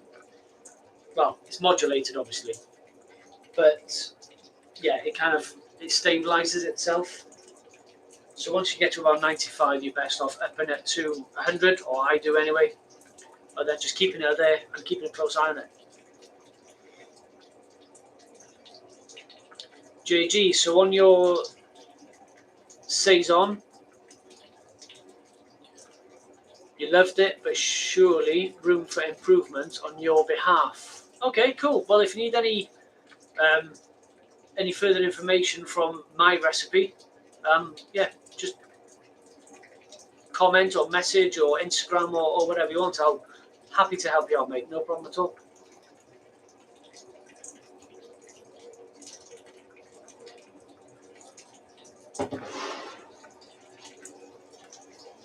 Some of my longer term subscribers would have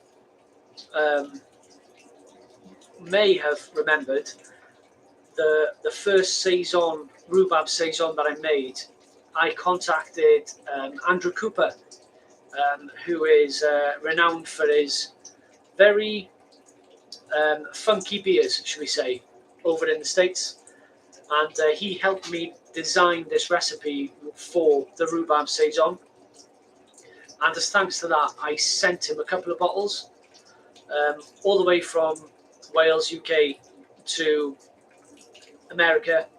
Can't remember exactly the state. Atlanta, in America.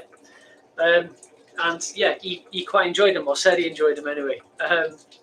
So yeah, that was a good experience in terms of developing that base recipe. So JG, I'm sure you won't be too far away, given the amount of effort that's gone into that saison.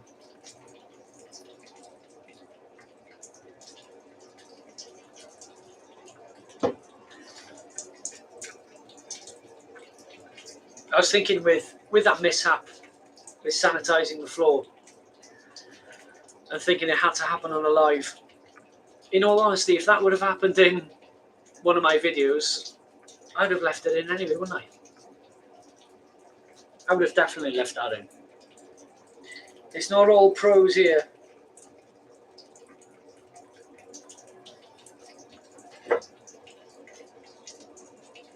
6 litres left,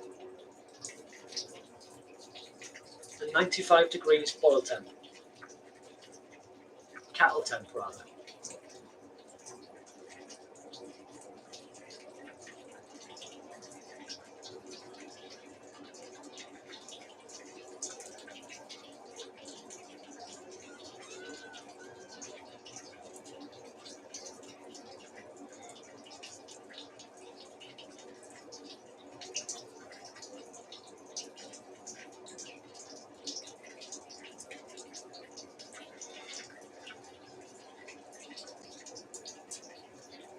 Bear 71, just looking at your previous comment, very good for an IPA, brings out the hops really well. Are you referring to Henderson's relish? Or have I completely missed the context of that comment? Oh.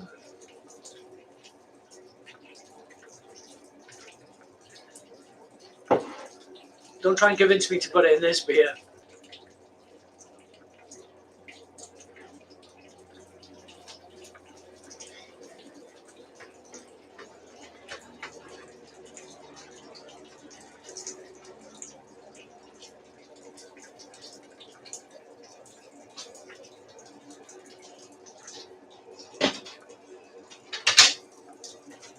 What I like to do periodically, because this sparge arm doesn't reach out into necessarily the middle too much, I like to rotate it a few times just to make sure that when the grain washes, it washes as evenly as possible.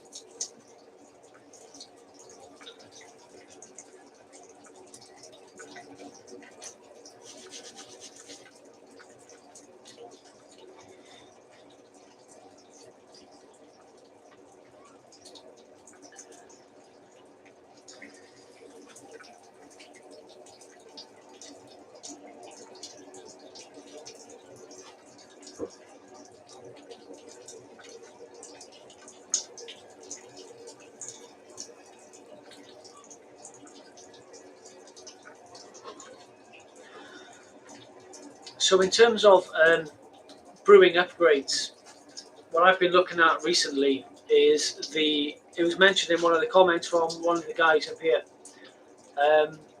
the glycol chiller for the GC2, the smaller one, with the FS system to put into this. I quite like the thought of that.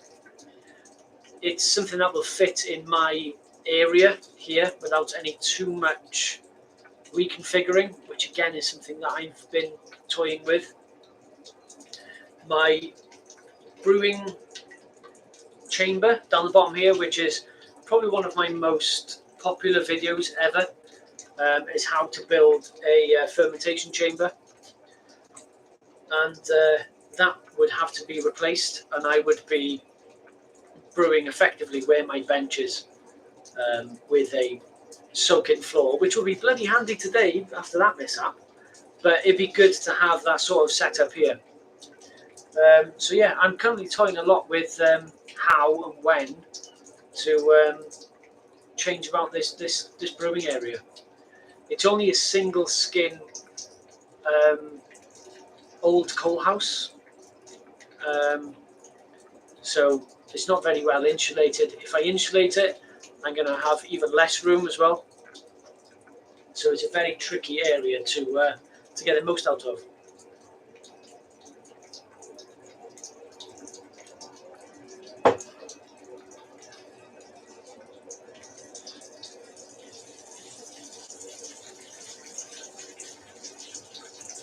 Got just over 3.5 litres left.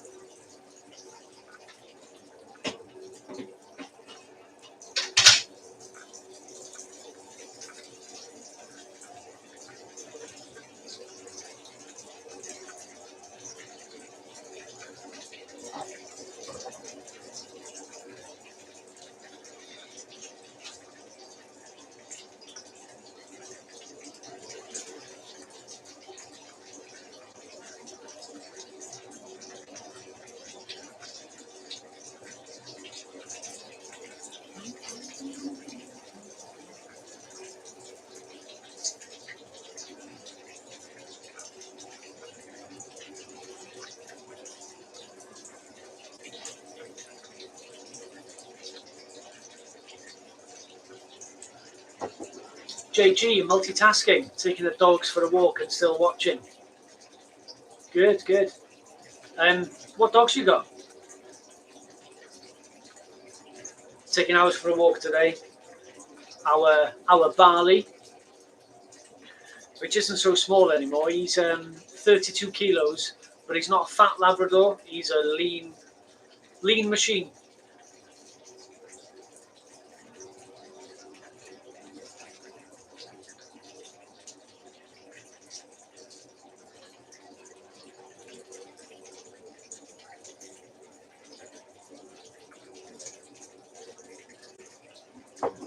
See if I can get him in here, but he'll probably go swimming in the bloody pond they've got here. Atomic Hops, one of my best purchases was the Gravity Reader Tilt. Yeah, they're absolutely great. I've got a tilt, only the one, because previous to the G40, I only had kind of one area or one fermentation method. So I've got the green one, which is just run out of battery in the last batch. So unfortunately, I can't use it this time. So I have to go on the old 10 days rule and hope for the best with the old school hydrometers.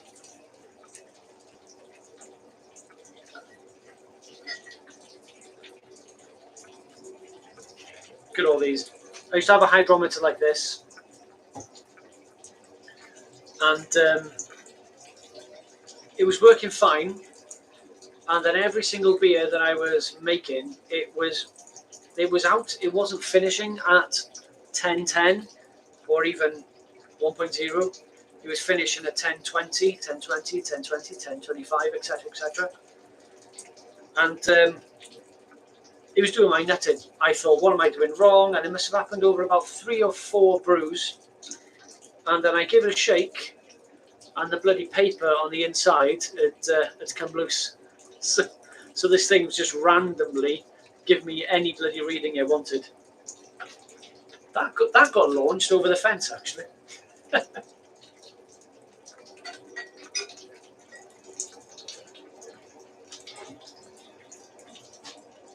Goldens, yeah, retrievers, good darts. Troy Boy, I have a Weyermann. Take him out on the bike, runs like a horse, need a beer or 6 after. Is that like one of them? I think my mate have one. It just barks constantly. It's like a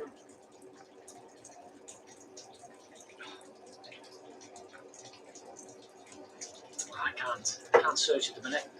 It's I think I know what that breed is. I think they look like a horse as well, don't they? Those boys.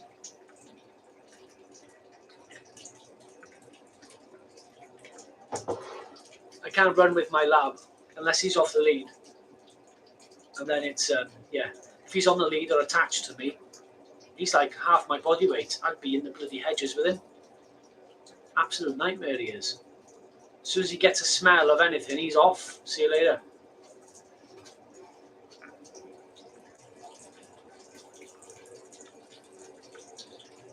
Okay, so it looks like the sparge is more or less complete. Just the dregs coming out now. I'm going to pop for a quick comfort break. And we're at 95.5 degrees, so I have a little bit of, I know it's not going to boil over, so there's no dramas there. Give me 2 minutes, I'll be back.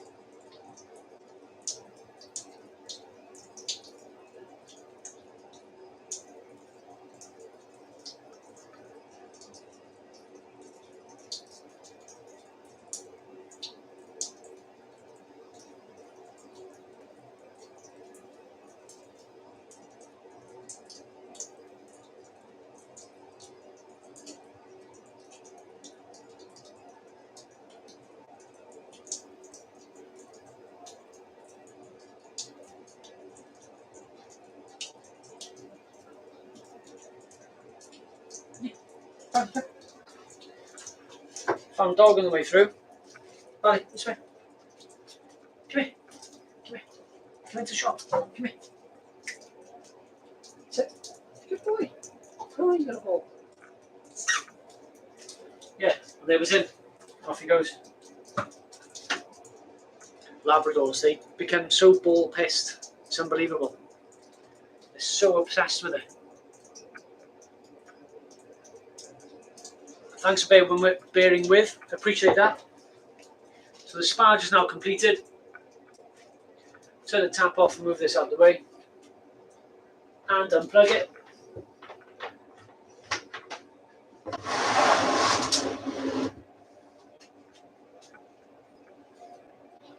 I can tell we've filled the boil kettle right to the top, which is good to go.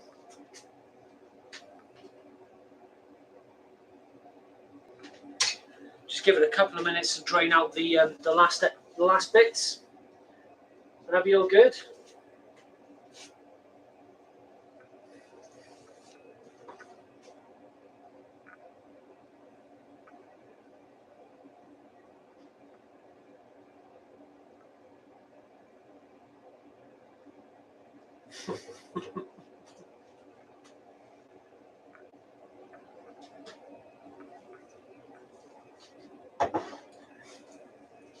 So it's been a few minutes since I mentioned about what we're doing here.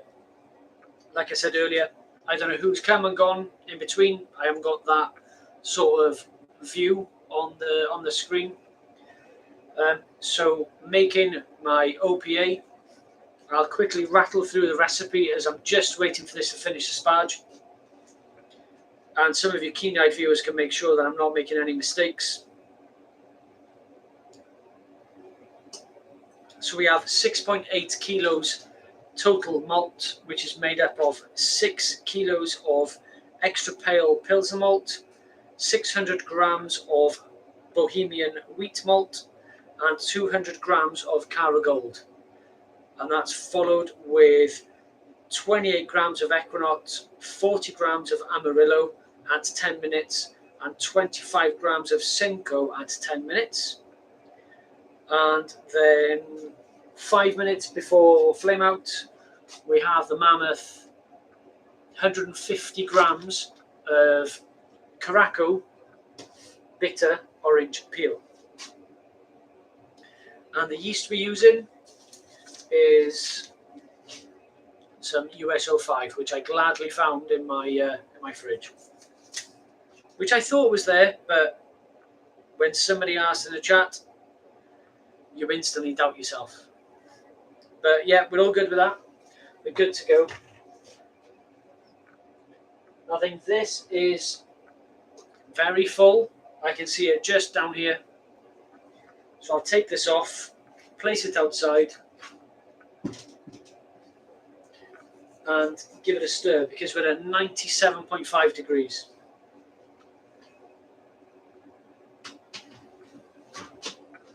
Three times, bash my head.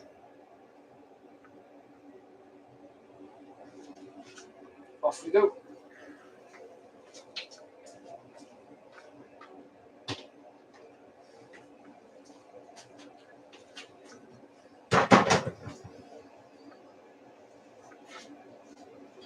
I'll just give this spoon a quick rinse.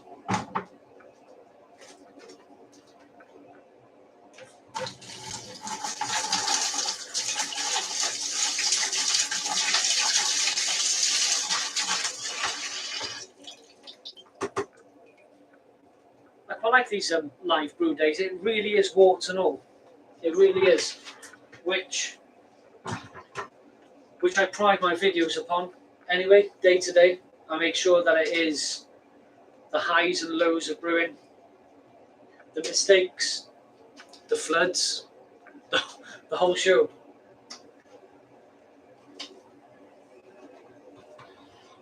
So what I like to do, I like to scrape the bottom before the boil. Not too hard or vigorously, just to make sure there's nothing set down there that's going to upset anything. And get a bit of a whirlpool going either way.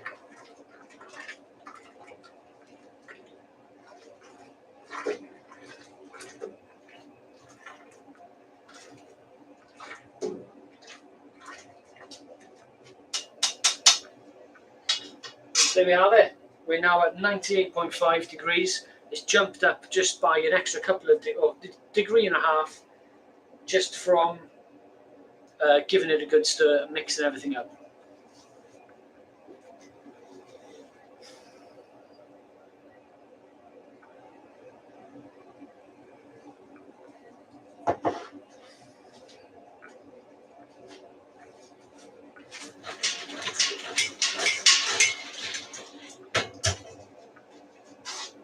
So that's good to go.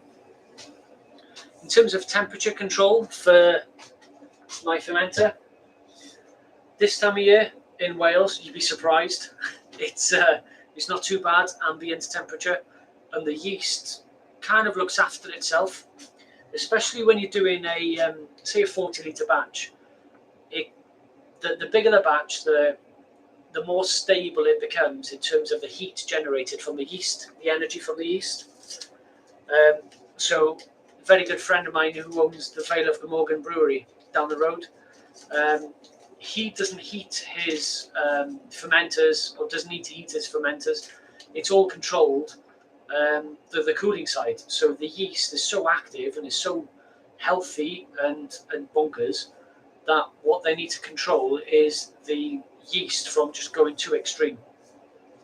So I think when you get to bigger batch sizes, the heating element, and this is really cold obviously in your brewery, the heating element becomes a little bit less stressful to manage. However, I've got this heat belt just to keep the chill off at night, and then that's what I do. I just come in here, whack it on, just to keep the chill off.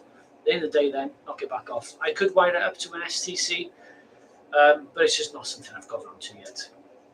Hence why I was looking at the GC2 for me to wire that up instead. JG, definitely giving the recipe a go in the near future. Cool. Yeah, let me know how it turns out. Yeah, I like when people do brew recipes that you've made. If I haven't already done so, I'll make sure this is on the boil reached. I'll make sure this is on the Grainfather website as well.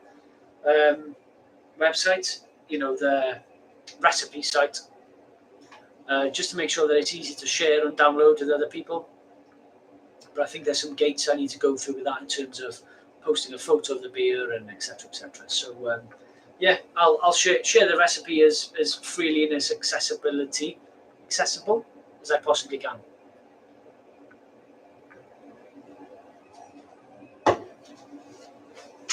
So it's saying we've reached a boil, but as you can tell, it's not a very strong rolling boil. Just going to leave it a little bit, mix it in again, and it might drop temperature. It might not.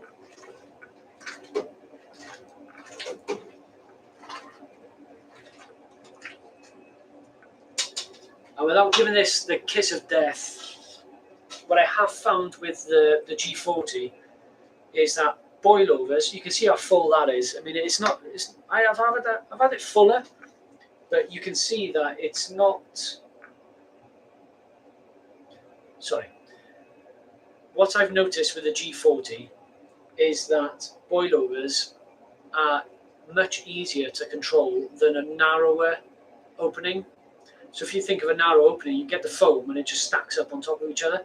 Think with a wider opening and a smaller base, or the wider base rather, it's so much easier to manage. And boilovers are, yeah, they seem much easier to control. And hopefully that's just not the kiss of death. Again, like when that keg kicked, which I need to replace.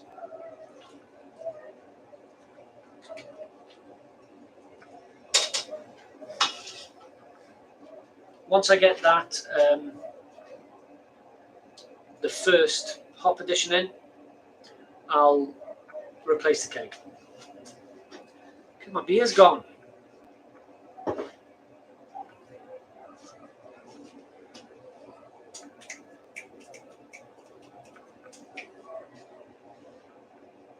Come on.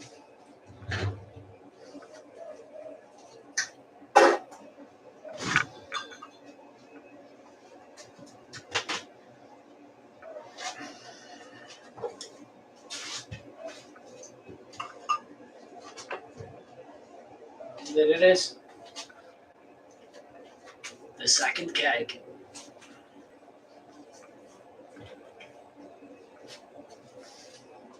I don't want to turn my back on this now, just in case.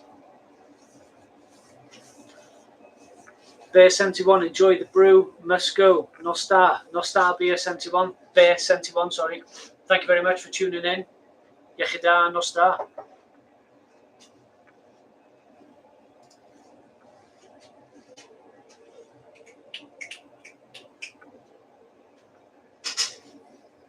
Oh man.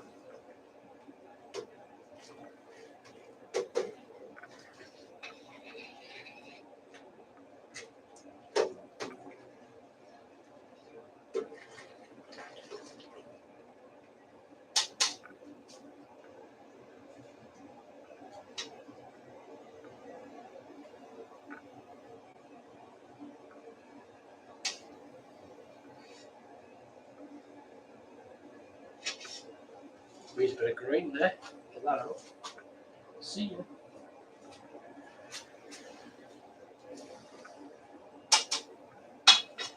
Yeah, just wait for this to get a bit of a rolling boil. We'll be good to go. Is it going to behave if I turn my back on it? We'll see.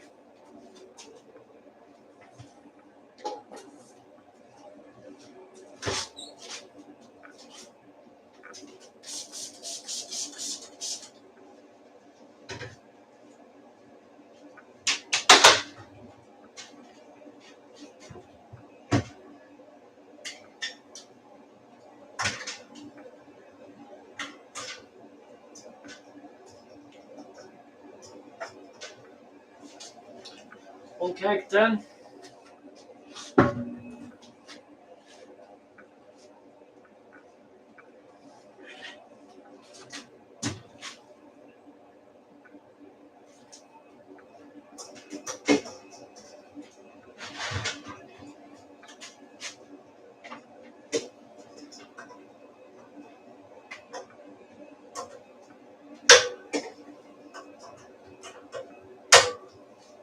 So same beer,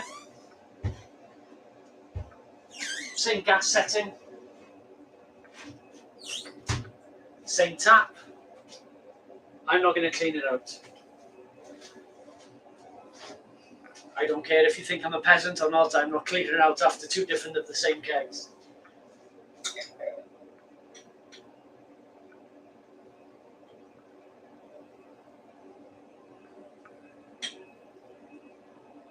But what I will do is just dump this little bit that's in there.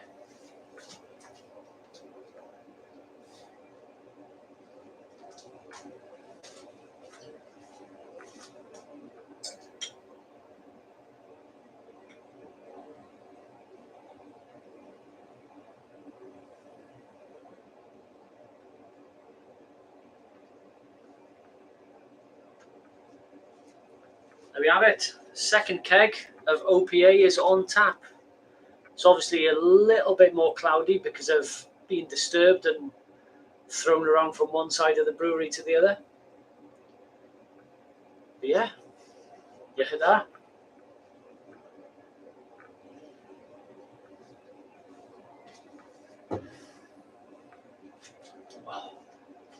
Right, we're at a rolling boil now. I'm going to chuck in the first edition of Ekuanot. Everyone loves a hop drop. That was a little bit dusty. The end of the pack. That'll do wonders to the pump later on, I'm sure. Or tomorrow morning, rather.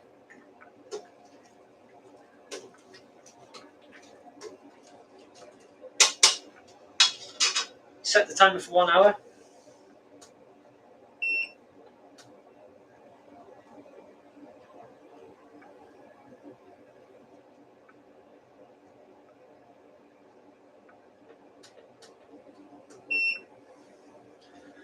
And normally, by the power of YouTube and my previous videos, I'll be back with 10 minutes to go, but I'm stuck.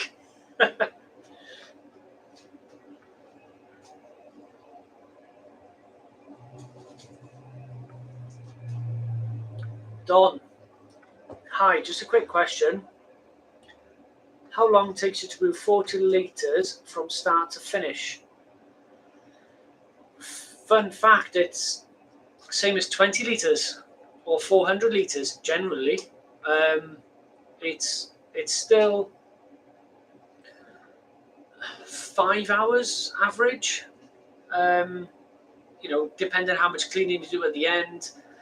If you're doing step mashing, if you're doing 90-minute boil, it does vary, but anywhere between 4 to 6 hours, I suppose, is a normal sort of brew. Obviously, the bigger the equipment, the more you've got to clean, so it takes you longer. But yeah, for me, I'm not doing the cleaning until tomorrow because I started at 5 p.m. Although I'd weighed everything out and heated everything up before 5 p.m. I'm not going to be doing the cleanup until tomorrow morning, which it's not going to break anything. No one's going to get upset over it. So yeah, no dramas there.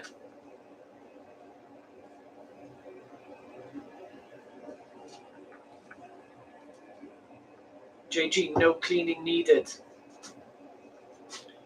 No cleaning needed. In what context? No cleaning needed tonight. Ah, sorry, taps. Yes, taps. Yes, no cleaning needed. I agree. But some people can be quite particular and fanatical by changing a keg. Got to clean the lines. Even some pubs do it. Even some pubs do clean the beers, clean the lines between each keg, which I think is a bit extreme unless your keg's like a huge 200-litre keg. It's a bit extreme.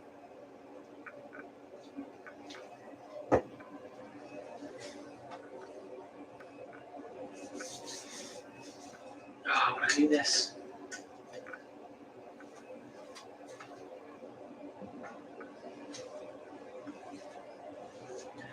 That's the thing about brewing. There's a lot of waiting about. A lot of waiting about.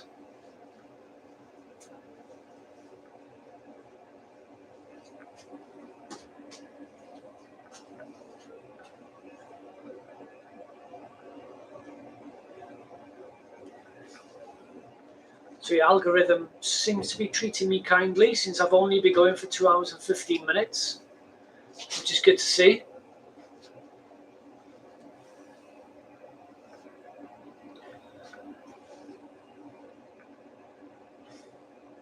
Drunk Delilah, I guess it depends on how long beer spent in a keg. I have had some sit for 12 months. I clean the lines, then post-finish. Yeah, I completely agree. Yeah, I agree with that sentiment. You can actually tell as well when the lines are getting a bit cruddy, but there's not been much movement through them. So yeah, each to their own, in all fairness. But this one's been on for 3 weeks, third week now, and it kicked. So yeah, it's and they were cleaned before then as well. So yeah, as good as it is fresh. JG, any findings? I would normally, however, being the great planner that I am, I've run out of Irish moss. But thanks for mentioning that. I really appreciate your support. Yeah, I usually use Irish moss. I find that as a very good finding for my beers. So yeah, no findings in this one. So it may not become as clear as this, or the previous one rather, before I stirred this keg up. But yeah, I normally put findings in. Don, when I was brewing 20 litres, it was an hour less than to do 40 litres. Yeah, true. And that hour is probably spent measuring out to the additional grain and clearing out the additional grain.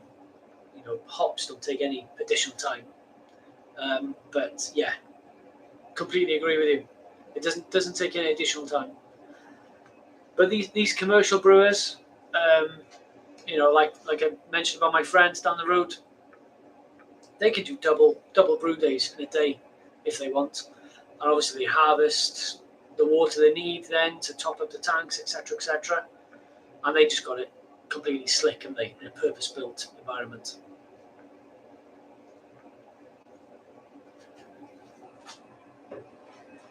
Troy boy, over 30 years ago, I bought my grandma a brewing starter kit, demijohn, airlock, etc.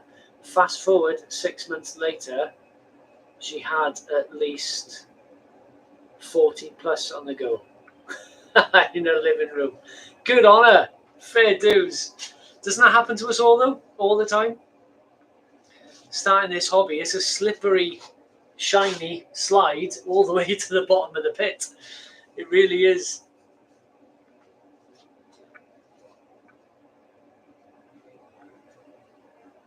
$40 plus on the go in the living room. Good on her. Fair dues.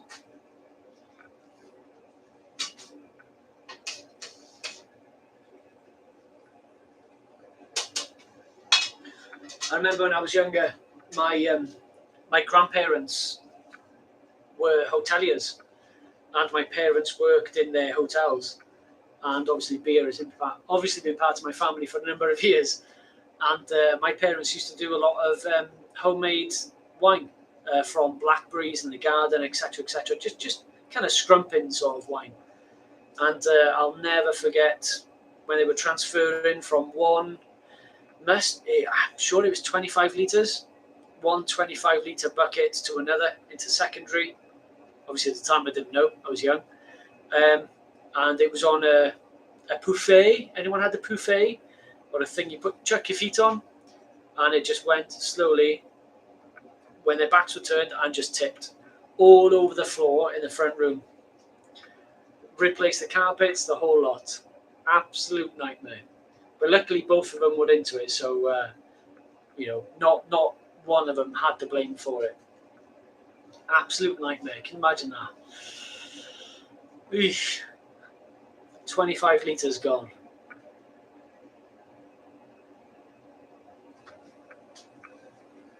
So Don, yeah, bigger kettle, stronger heater. Yeah, true. Yeah, you can get very efficient heaters. Yeah, a lot of power needed. Gas, electric, whichever way.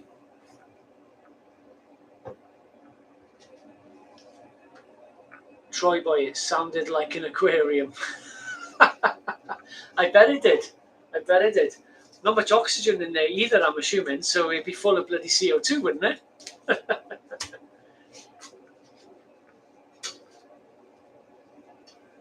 Bet the plants in there did very well, though.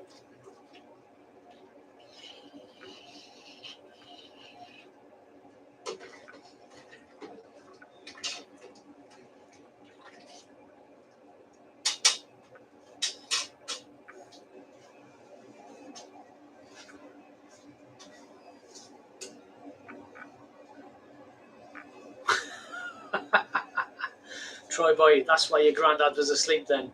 No comment. No comment. I don't know how serious that is. It could be classed as murder, mate. I'm not getting involved in that. Not getting involved in that.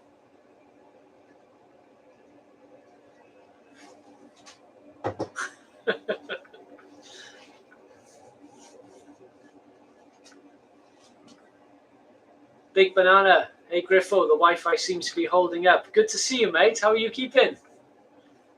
Thanks for tuning in, bud. Seems to be holding up. Do you mean holding up as in it's okay, or it's lagging? What do you mean? Could be a language barrier thing, innit? You know, across the water and everything.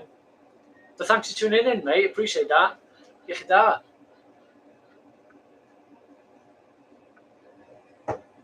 Oh, mate, I couldn't get to it. We were on holiday. Couldn't get to London Craft Beer Festival last week. I pleaded and I begged, but through all of my attempts, it was left on deaf ears. We were on a family holiday apparently, and I couldn't escape. But yeah, hope you had a great time, mate. You and the guys. Hope you did.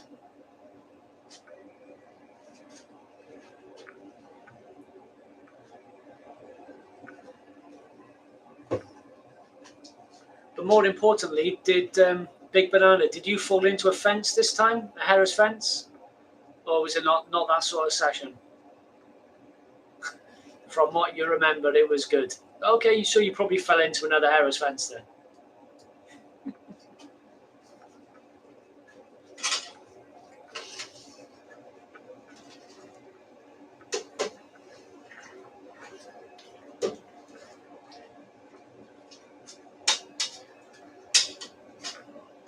So we've got 50 minutes left of the boil.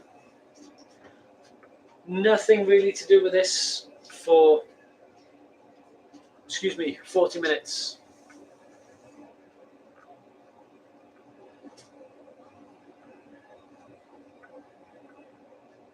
So, Big Banana, that was the one time I've ever fallen into a fence. I'm sure it is, mates. I'm sure it is. There's all sorts of puns associated with that, and I'm not going to even go there. I'm not going to go there. Don't worry. I'll go from 14 viewers to 0 in a split second. I'm not going to do it. But if you want to do it in the chat, you carry on. JG, well, got to go for tonight. Love the stream, and cheers from Finland. Thank you, JG. Really appreciate your support, mate. Yechida, have a good night. Thank you very much.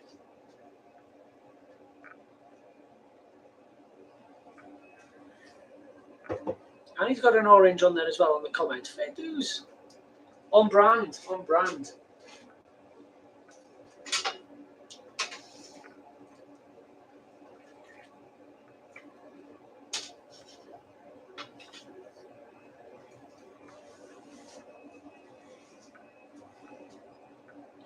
I'm sure we got some footage of Big Banana falling into a Harris fence as well, if anyone would like to view it.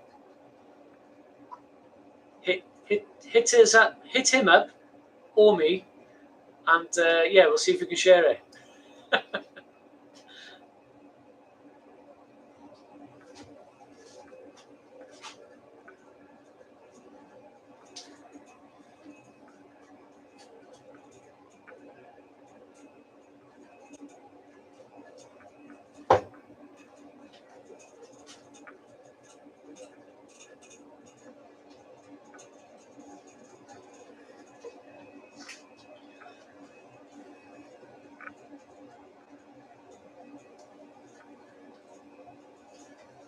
Right, I'm going to have to start doing a bit of a clean up. I can't watch this stuff anymore. Can't do it.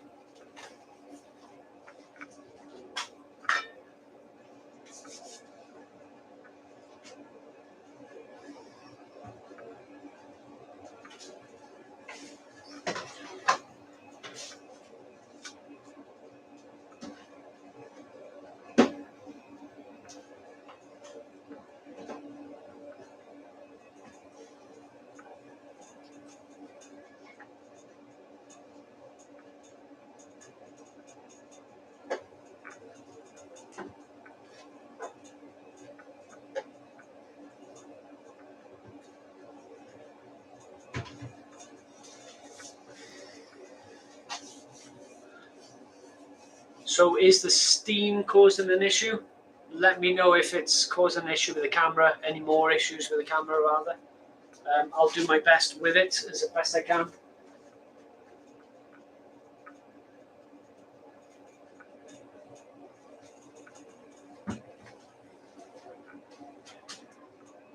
It seems to be a bit of an occupational hazard in this shed.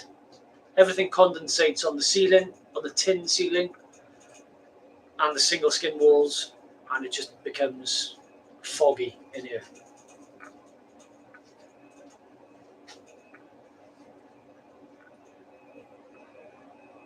Don, what am I drinking? I'm actually drinking the beer that I'm making now. So this is the Orange Pale Ale. It's the second keg. The one has just kicked, and you can see it's hanging around. No issues with it. It's probably a little bit undercarbonated now because it has been sat in a fridge without gas for the last week. No, for the last 12 days. So it's a little bit undercarbonated, but give it a couple of days in my conventional kegerator and it'll be good to go. But yeah, that's what I'm drinking, is the OPA that I'm making now. A bit of a Blue Peter, and here's one we made earlier moment.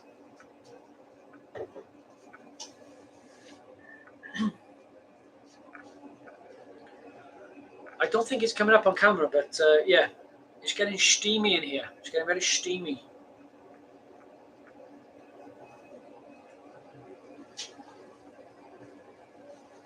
45 minutes left.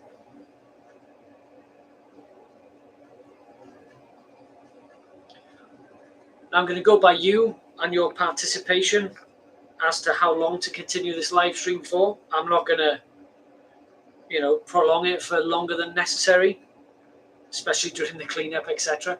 But yeah, it's entirely up to audience participation and viewers, etc., as to how long this live stream lasts for. So yeah, crack on at your heart's content with any questions, comments, abuse.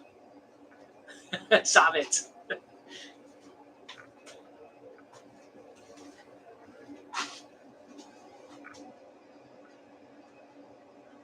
So Don, how you're doing it in your space? Looks so nice and nice. Shelves so full of room. Mine are always fully packed.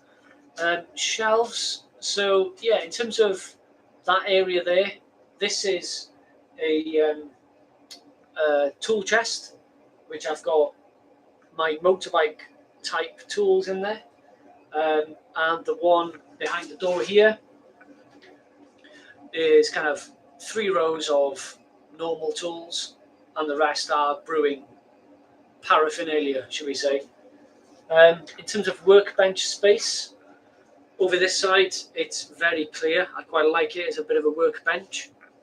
And yeah, I just like to have things roughly where they should be, but not necessarily all the time, if that does that make sense.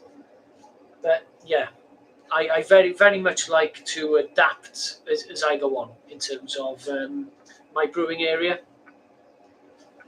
The fermentation fridge behind there, that one may be becoming redundant, because if I get the glycol chiller and this beast hooked up, then I probably won't need that one unless it's for very small batches. The same, I could use a small batch for this GF50.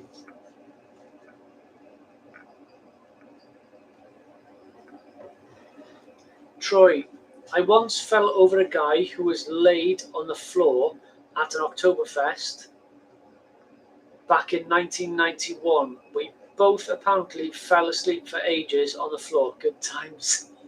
Freaking hell. That is a heavy session, that is. Fall asleep. Fall asleep after falling over somebody. Fair dues. That's impressive.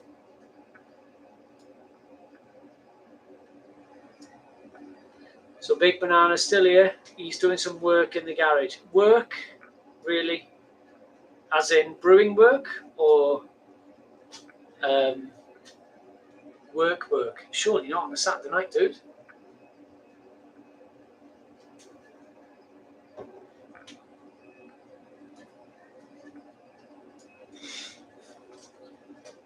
So we've been live streaming for 2.5 hours now.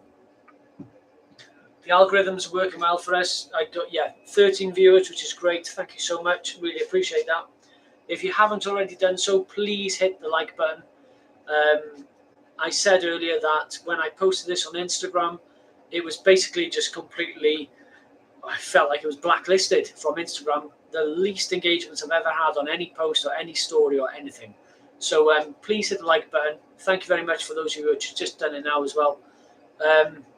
It just gets it out to my normal subscribers as well, which is, it's a main target of this.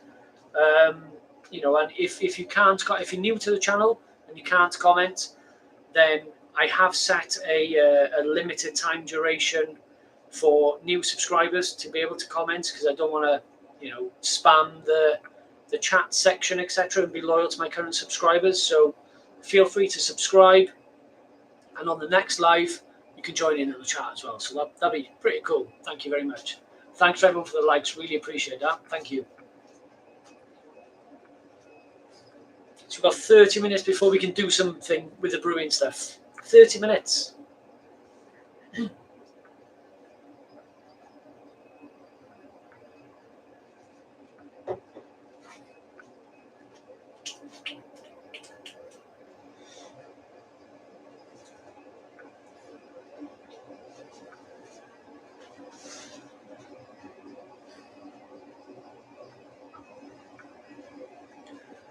chickens are hovering again. Half tempted to grab one. I don't know. It's unhygienic.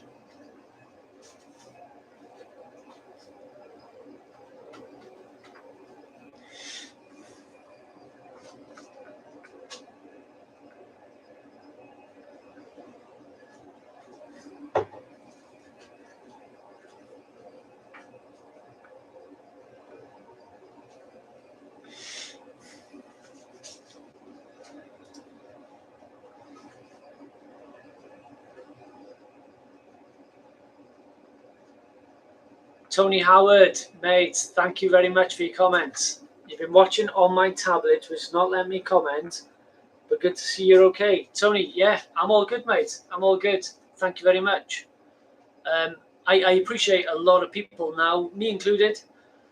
I watch on my TV via the YouTube app on the TV. Never on my phone, always on the TV. So yeah, I appreciate the chat is very much generated by PCs, mobile phones, etc. But yeah, thank you very much, mate. Really appreciate that. How are you keeping? Are you all right, Tony? You all good? Been to Retford recently?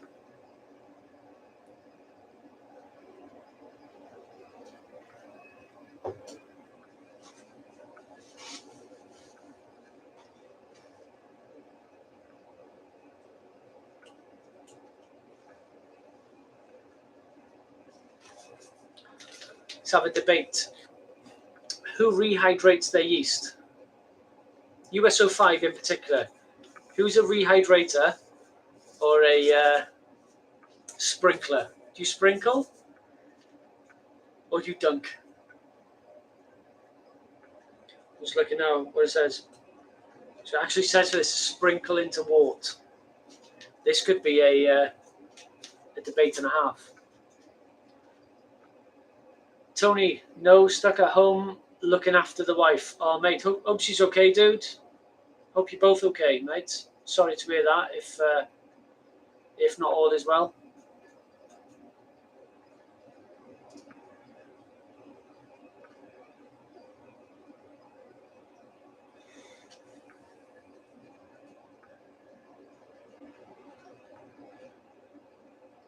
Brew a bit, Rick Shaw. Good to have you in the house, mate. Appreciate your company. I'm a bit in and out. My wife's at work and I'm parenting, but loving the content. Cheers. Thank you, mate. Appreciate the comment. Yechida.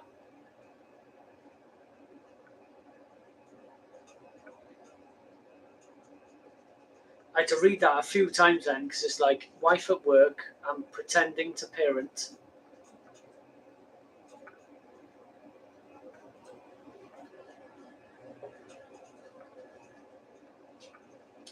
So Don, did you try a pressure fermentation yet? For me, it's a must-have over a glycol. I've not tried pressure fermentation. I really haven't. I mentioned earlier I've got a spunding valve, which is still bugging me now that I've got it somewhere, but I can't put my hands on it. And further to the comment earlier about having a nice and tidy space, I don't know where it is, and it's really annoying me. But yeah, it's not something I've done yet, but I will be doing it. I'm quite intrigued by it, definitely. Excuse me. So Tony's a sprinkler. Tony's definitely a sprinkler.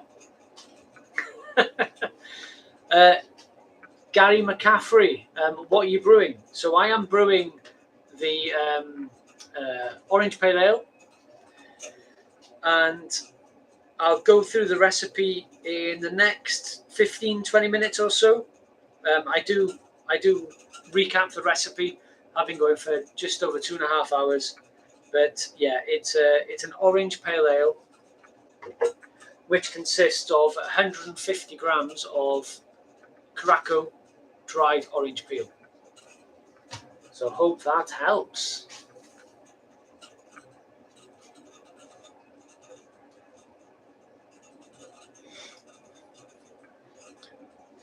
$18 viewers, thank you very much for your support. Thank you, guys and girls.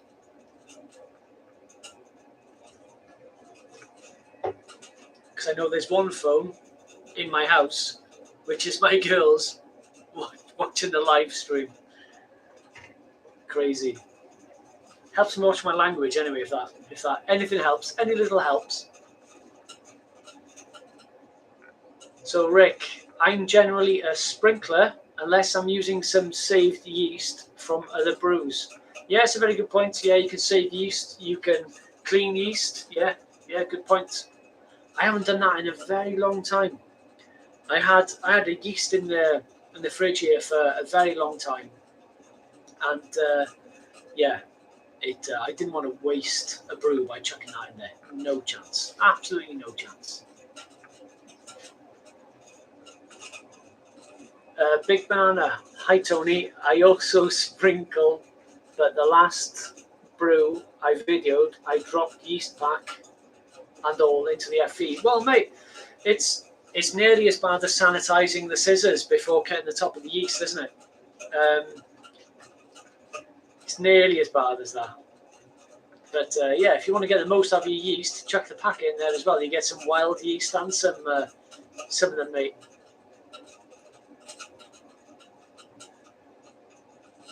So Peter, do you dry the orange yourself? No, I don't. I'm lazy and I buy it in. In the UK, we don't grow oranges, to my knowledge. It's not hot enough.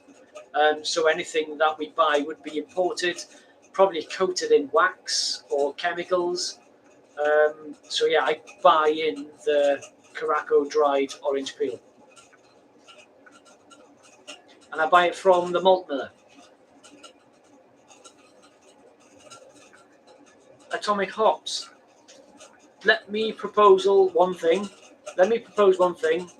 I brew one of your favourite recipes, and you brew one of our favourites. What do you think?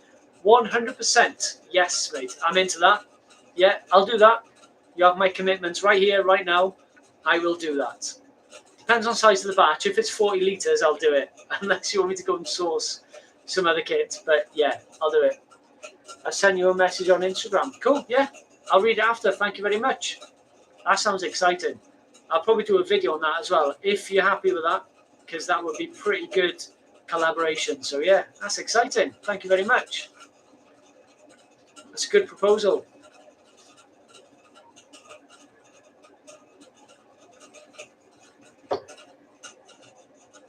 So Don, don't waste your money on glycol if you have got the firm fridge. Go for Firmzilla first. That will save you a lot of money. Thanks, Don. I'll look into that. I do have a firm fridge. Excuse me, but unfortunately, the firm fridge is smaller than this bad boy. So I've got to have some cooling for a 40 litre batch. Unless I split batch it, then I'm talking about 2 fridges, etc., etc. So and 2 dry hop stages, and it becomes a lot of admin and faff in my view for one batch of beer. I don't mind splitting it between 2 kegs at the end, but yeah, the reason I want a glycol is to be able to ferment a bigger batch in one, if that makes sense. Unless I can modify the fridge to a taller fridge, or repurpose a tall fridge, which you guys are sat on now.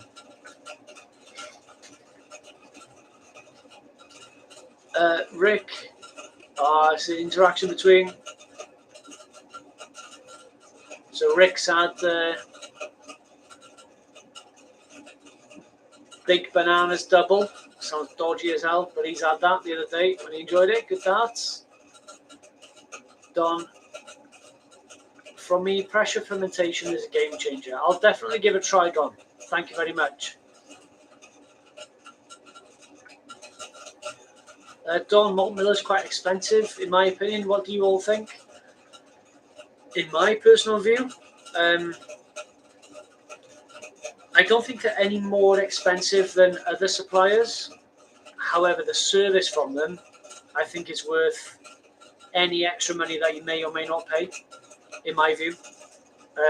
And yeah, if you've got any other suggestions of any other suppliers in the UK, feel free to drop it in the comments, mate. No problem at all.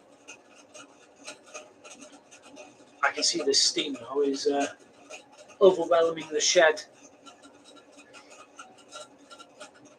Atomic hops. I don't know if it's possible we can brew at the same time and you do a live on your channel. Yes. Yeah, we can do a live brew day on my channel and brew at the same time. I'm currently using YouTube live software, just their standard software. So I'd have to try and explore another software to brew that on, to have multiple channels. But yeah, it's definitely something we can look into, mate. Definitely. That'd be a good laugh. Timings might be an absolute car crash, so in terms of I'm at the mash, I'm at the boiler, but yeah, sounds fun. Sounds fun. So Rick, recently taken delivery of the Firmzilla 27 litre Gen 3.2 with a pressure kit. Not used to it yet. It doesn't fit in either of my fermentation fridges, so need a bigger one. Yeah, see, that's the problem. That's the problem when you look at anything over 20 litres. It becomes awkward for your conventional under-the-counter fridge. Tony, the beer shops are all swings and roundabouts on prices. Just shop about. Yeah, that's true, mate. That is true.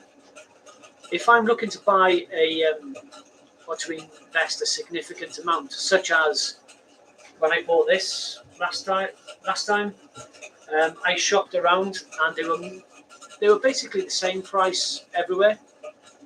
But I went to a supplier, which I'm going to kick myself for not remembering which one it was. But you had a free, you had 2 free brewing kits from them when you spent over 100 quid or whatever it was, and that was a game changer because that's worth 50 quid. So yeah, I went with them. So yeah, it's true, Tony. You've got to shop around, regardless. But for bits and pieces, I spend the more time you spend looking around. If you pay yourself £10 an hour, for example, you've wasted all that time trying to save 50 pence. So yeah, if it's a significant purchase, definitely shop around. So Don, the Homebrew Company, and thank you for answering all my questions. No problem at all, mate. No, keep them coming. Keep them coming. If I don't answer them, or if I don't know the answer, I'm sure somebody else in the chat will help us all out. Thank you for the comments and questions. So Tony's preferred is malt miller for grain, normally the freshest for him. Good. Good darts. 17 minutes before there's some brewing action, guys.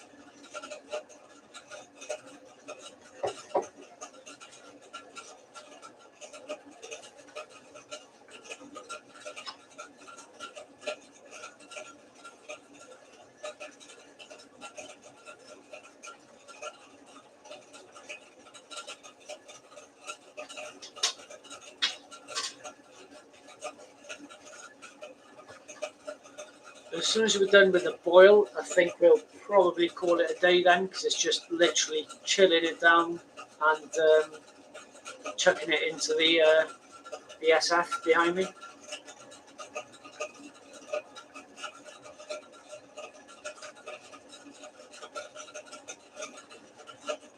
Excellent support as well, guys. Thank you very much for the views and the likes. Really appreciate that.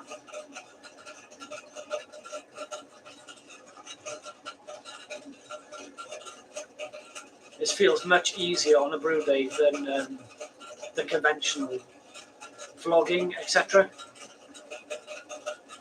And it fills in the gaps for me, in a selfish way, between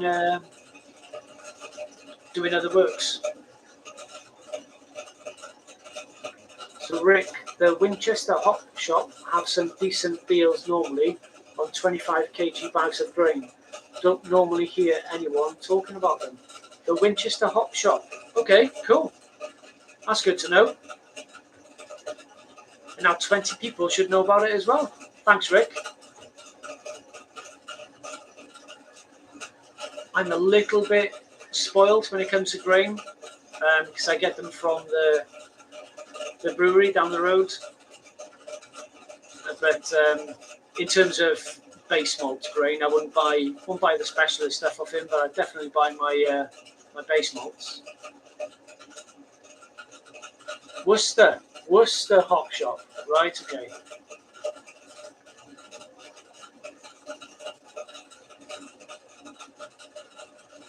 So shocks, I have the GF30 with the glycol chiller, amazing setup. Cool, yeah, I agree. It's a great setup, absolutely spot on.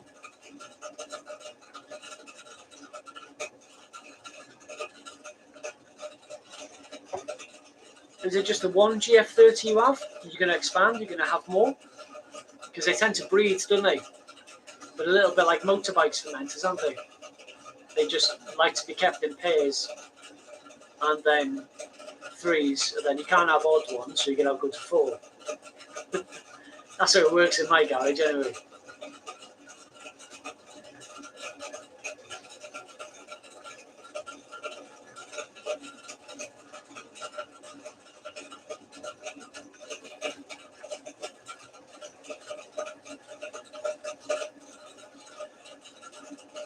Checking if I missed anything.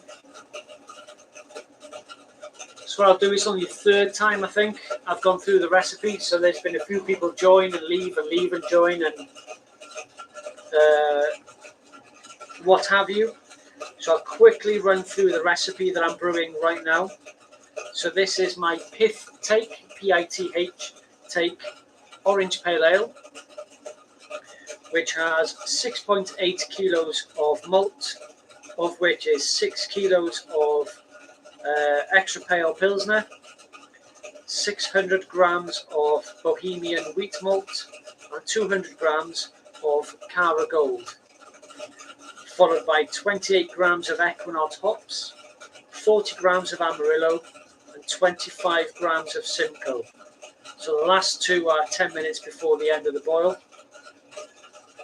In 12 minutes, followed by 150 grams for a 40 litre batch of Cara orange peel, dried orange peel. And I did see a comment earlier about the orange peel. Do I dry it myself? And the answer is no. I buy it in. I buy it in from the malt miller. That's basically the recipe with USO5. Double pitch, obviously, for the 40 litre batch. So Tony, I'm a 10 litre brewer these days, so plastic bucket still good for fermenting. Yeah, completely agree, Tony. Absolutely, completely agree. I've got many plastic buckets kicking around, one of which is over there, which I use for either cleaning or grain holding, not massive, strong chemicals, but grain holding or, yeah, fermenting, whichever. Actually, there's the lid.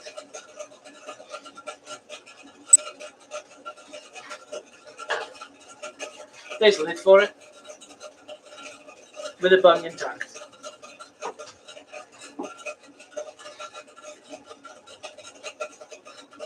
Shocks, yeah, it's a bit of a bottleneck having just one or so, I tell myself. Yeah, you got to have more, mate, you got to.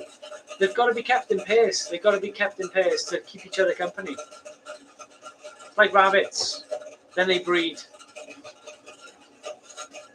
So, as you can see, there's a lot of steam being produced.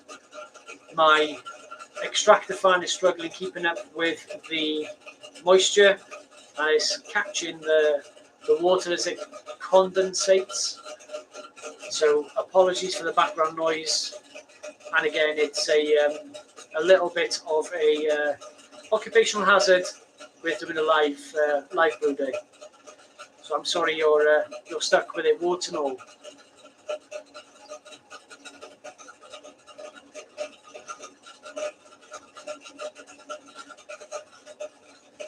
Right, I'm going to have a quick comfort break before I top up my beer. See you in 2 minutes.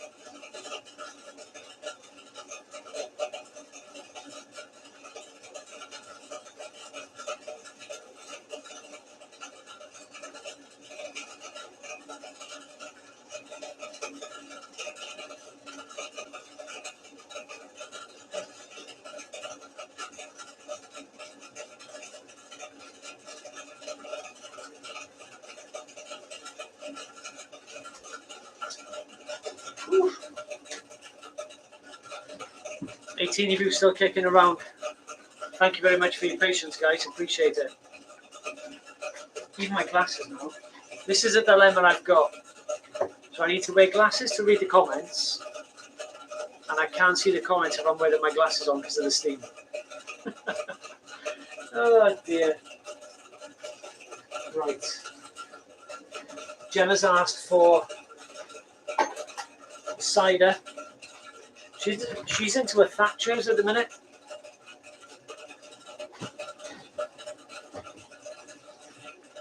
I need to get some cider on the go.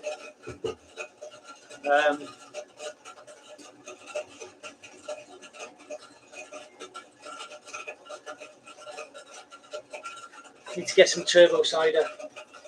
I love that stuff.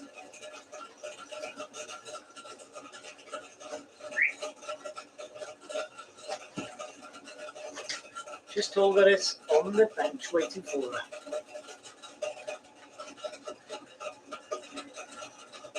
So, shocks, bottleneck, shocks, steam condenser for the G40.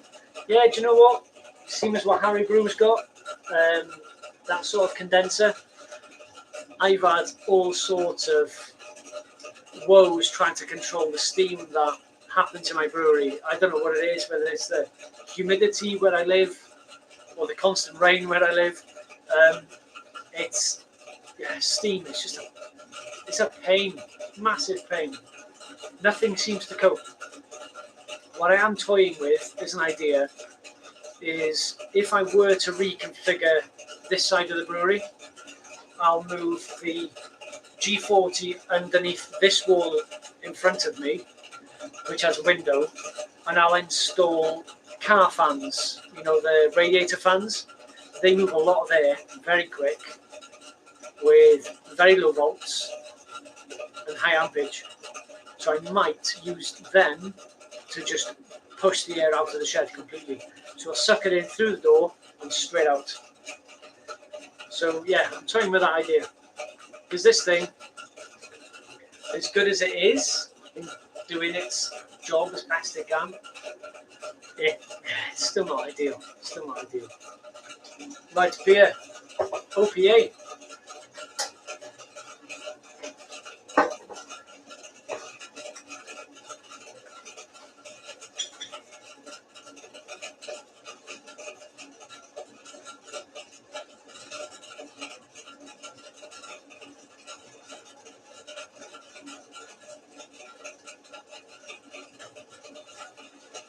There's no nicer feeling, is there, than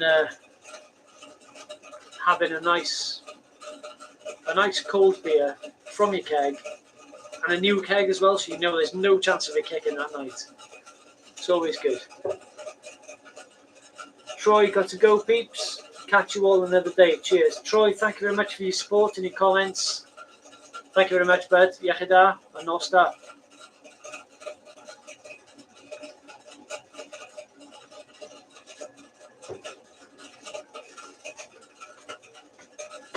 "14 minutes to go of the boil until we have some action."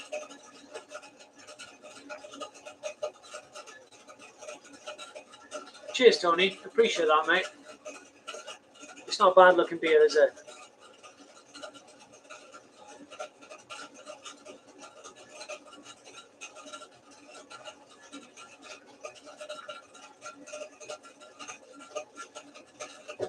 And that's what I'm brewing now.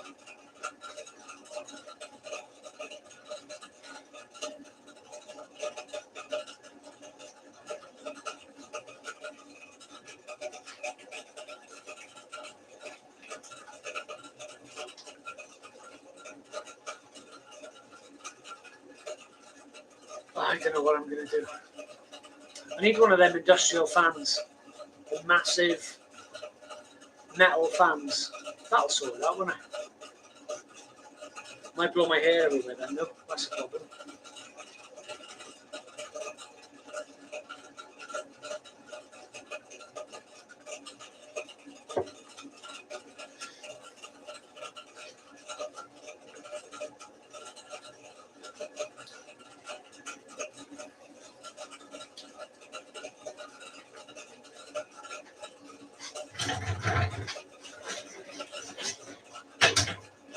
Right, what I'm going to do, I'm going to empty the fermenter of Starsan. This time not on the floor, I'm going to empty it towards the outside and close it off in readiness for the chilling down and transfer. So apologise for any background noise.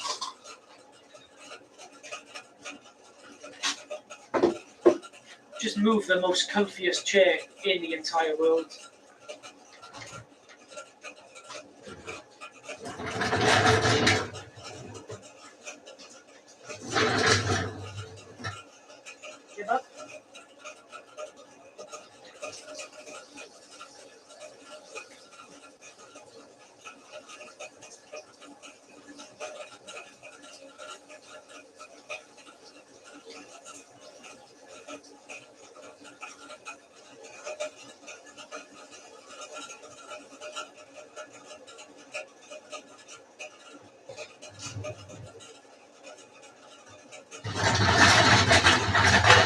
That's done. Don't fear the foam, keep it sealed.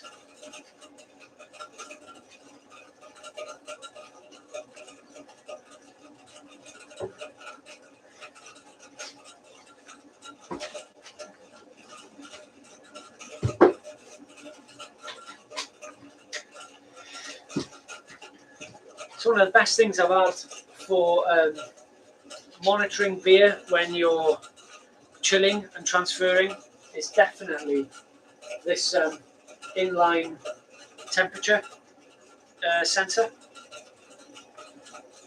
It's so good. I've wired it to the old Grainfather controller, which I've got up here, which I've wired to control the light and the extractor fan. But yeah, it's so convenient, it's so handy to use. Rather than worrying about the temperature of the beer that's coming out, you can see it changing here, so you know what's going to come out the other side. It's brilliant. Absolutely spot on.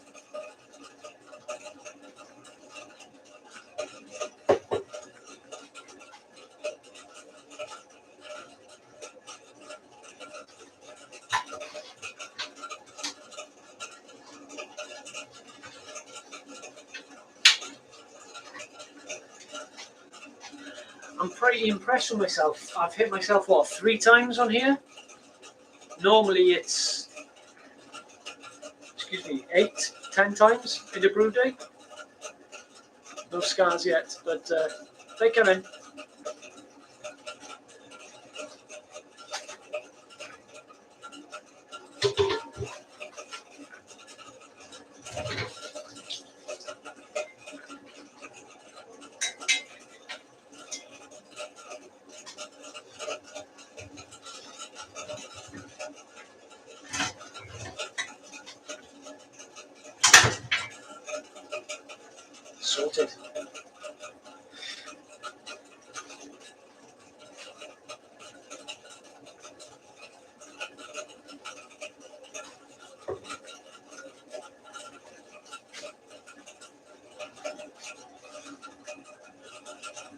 I was thinking, if I were to have 13 people in here brewing with me or watching me brew, it'd be a bit of a tight squeeze, wouldn't it? So yeah, appreciate your viewing, your support. Thank you very much.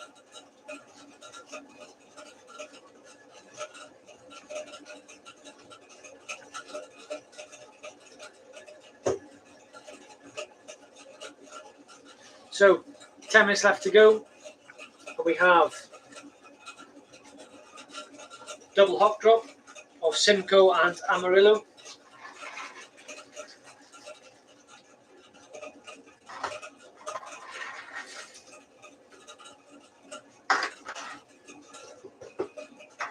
Give it a quick stir.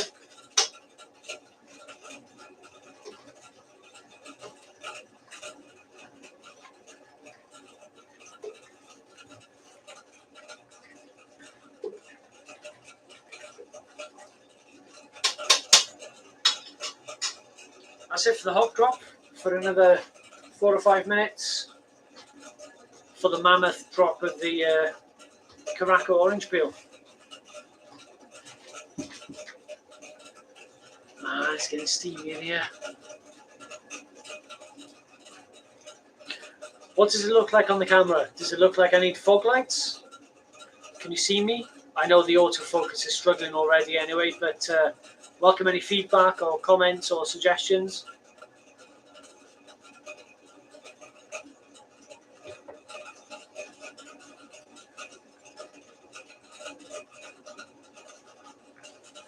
Tony, you have more viewers than the Hop Edition cast right now.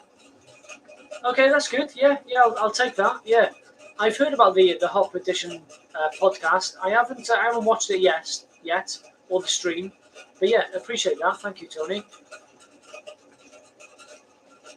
Steam is okay. Steam.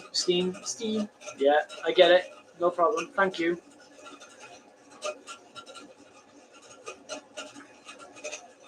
It looks very steamy in here. You can't even see the bottles properly.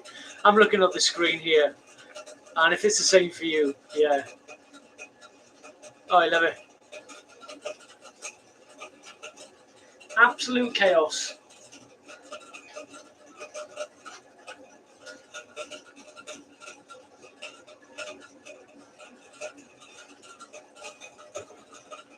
I wonder if I put that heater on there, what's that going to do? Is that going to make it worse or better? It's a dry... Yeah, I don't know.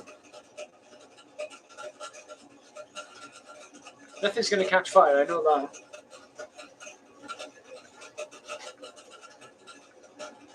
So 1 minute to go until we chuck in the orange peel. I did once put one of these in my mouth and chew it because I dared the kids to do it as well. Don't phone child line. But yeah, safe to say neither of us are going to do it ever again.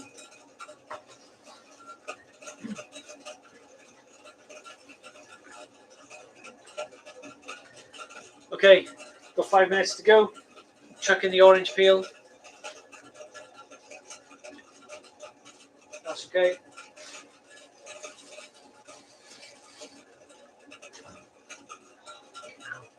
Five times. And then it goes.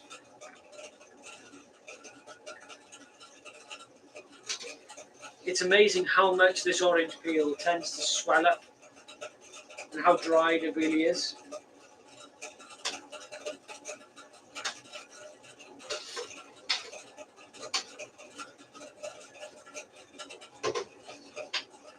If I put it into a bag before dropping it in, you could probably work out how much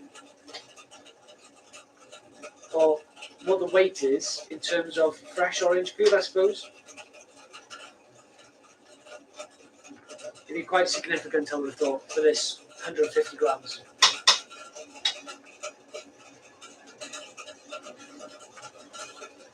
Tony, I will give this brew a go. Yes, mate, highly recommended. Let me know what you think of it. Let me know if you want any more information. I'll put the recipe in the description once this is completed, I'll save it down and I'll edit the description and chuck the brew sheet in there as well. Rather than you having to watch through probably 3.5 hours of footage, mate. No problem at all, bud. No problem at all.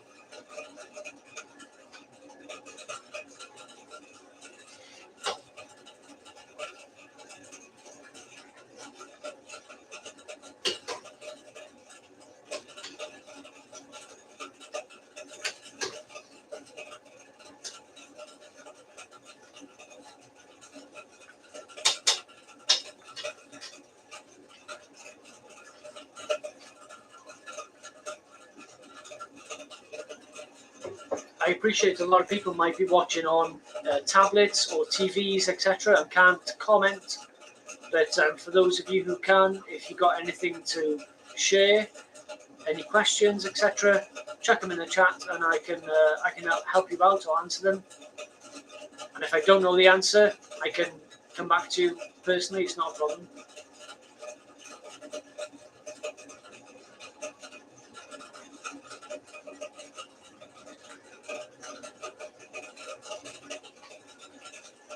Couple of minutes left on the boil, and we're done.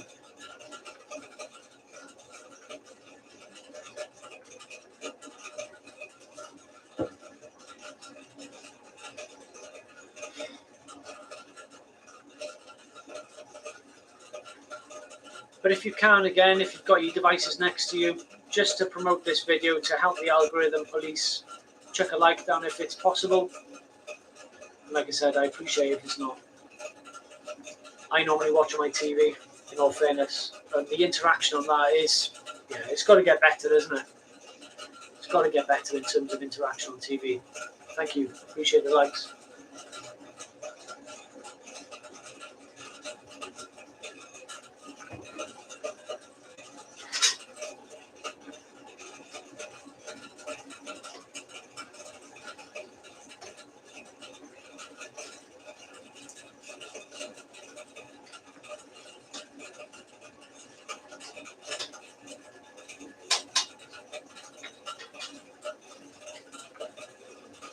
"40 seconds left and we can turn off this steam machine."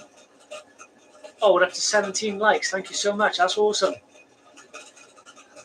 That's awesome. Thank you.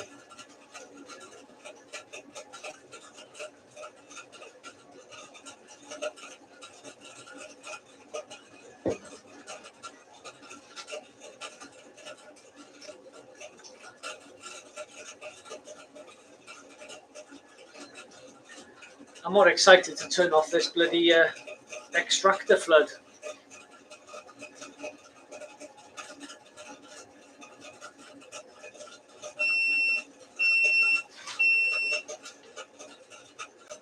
We're done.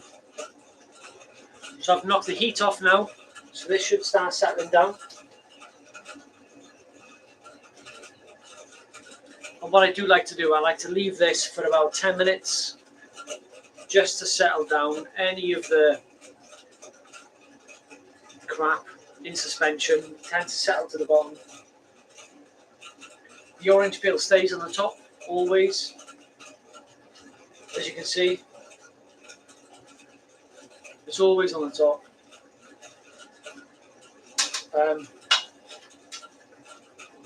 I can. Oh, that's better. Nice. So we'll leave that for about 10 minutes.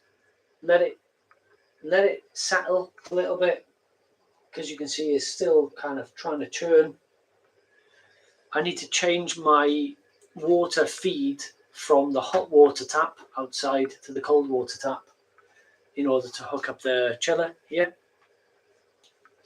And then we'd be good to go. We'd be good to go. So it's just starting to get dusky outside. Chickens have left me alone now. They've got back into their coop, I think. No, they're still lurking around in the garden.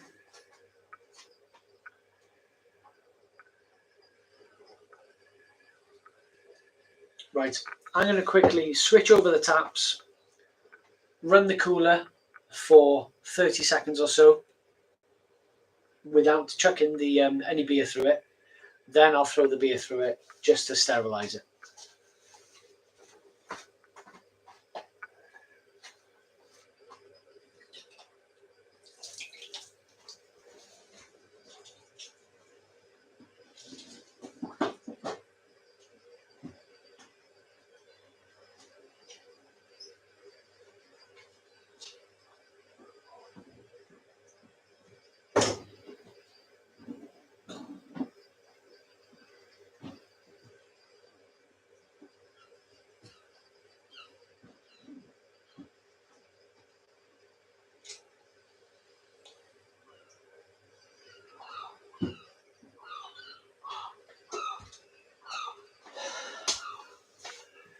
Crikey days.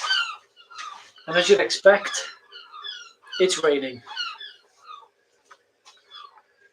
I think that's why the steam has been particularly bad tonight in this video. It's because it was very humid earlier and now it's raining again, so that's probably what it is.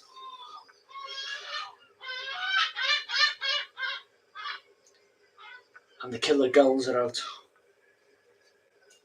So let's just run the chiller for a couple of minutes. Nice and steady, get rid of any airlocks such as them.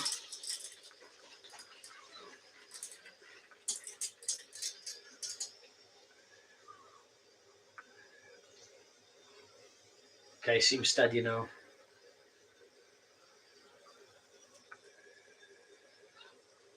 So I'll knock that off. If I could, I'd adjust the camera to show you what's going on down here. And you can just see that all of the proteins are settling down in the beer.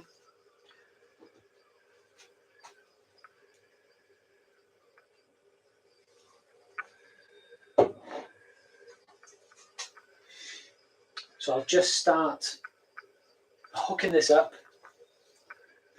and then start a very slow circulation going on.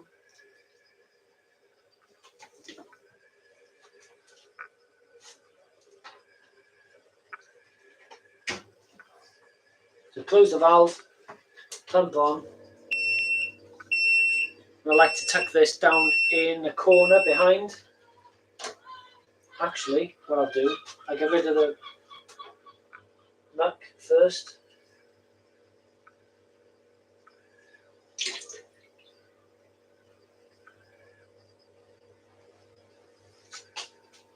So I like to get rid of about half a litre first,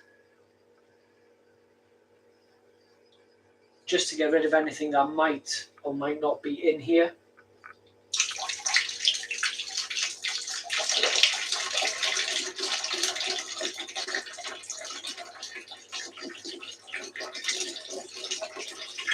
That's now hot coming through. What I have done, I've rinsed this system anyway before I started brewing, just to make sure there's no spiders in there or anything.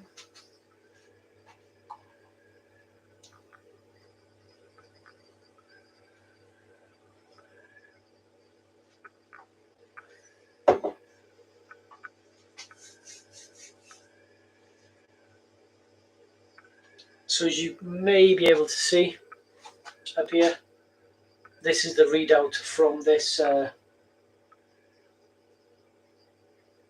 temperature sensor, from the Grainfather. So it's currently 72, 73, 74. It's obviously going to go up closer to 90 degrees, which is all cleaning and sterilizing the chiller hose, the counterflow chiller rather.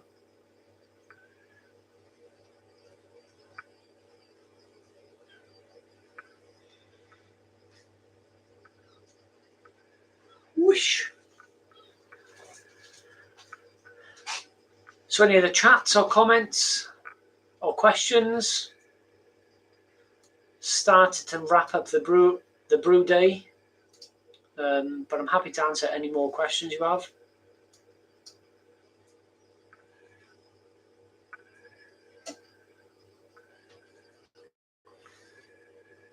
if you want more of this sort of content, if you want me to do my next brew live, which will probably be a recipe I haven't done before, just drop a like or a comment, let me know, either here or Instagram or whatever.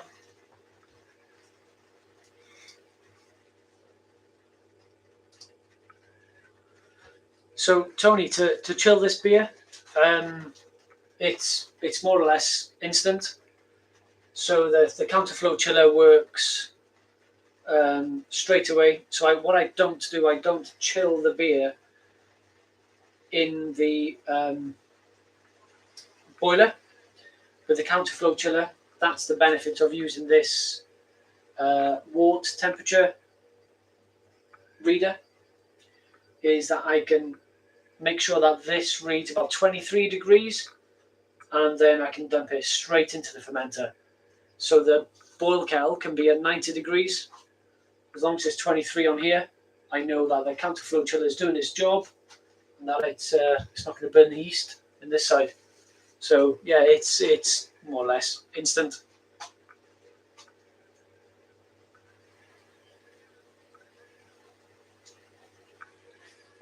So I can give a bit of a readout.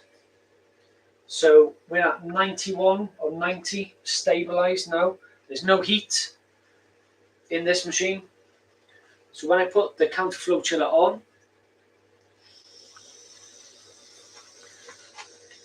we're currently at 90. Bear in mind it's summer here in Wales.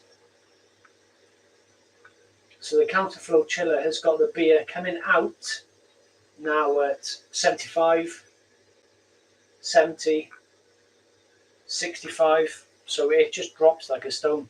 Drops like a stone. Peter Wells, yes, please do more of these. Sadly, I could not join earlier. No worries. Yeah, thank you very much for your feedback. I'll definitely be doing more of these. And thank you for the likes as well. 19 likes. Happy with that. So Tony, on the outlet, we're already at 33 degrees and still dropping. And I can literally move the outlet straight into the Grainfather fermenter. And the boil kettle is at 94. So that is mega efficient.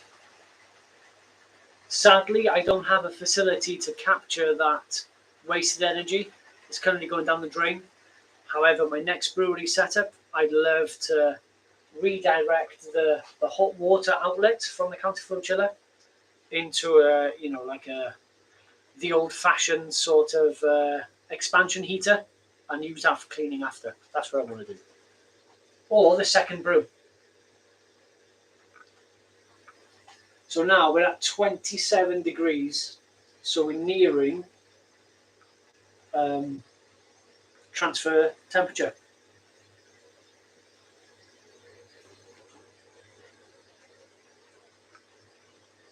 I think there's a lot of pressure coming through that.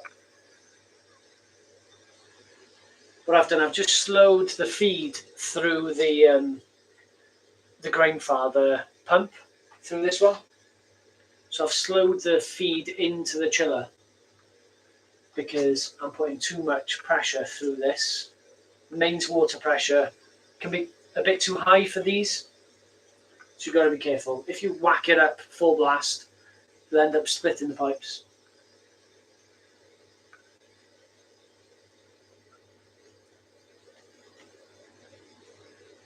Yeah, struggling to get lower than 27 degrees.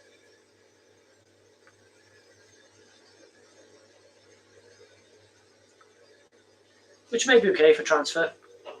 Just to be a bit hot to pitch the yeast straight away.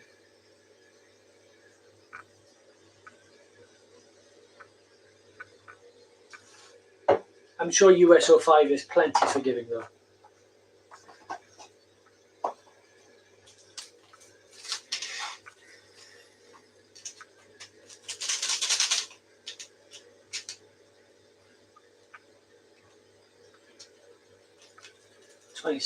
Once it gets down to 24, maybe even 25, we'll start transferring it.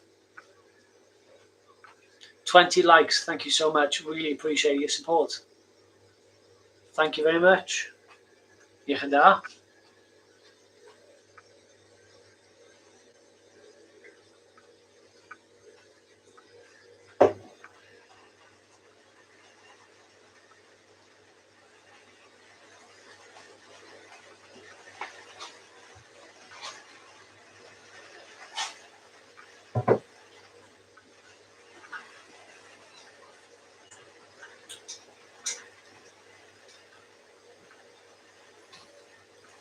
Can you hear that rain on the roof? God, no.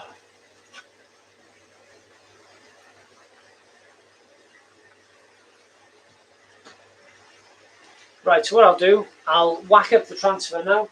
We're at 26 degrees, but this chamber, that's about 20 degrees.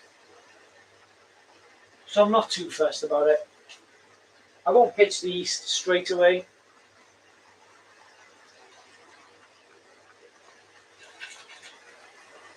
What I like to do is to get some aeration in there. So I'll lift this up to here and clamp it on. Job done. Would you call that an auto transfer? I would.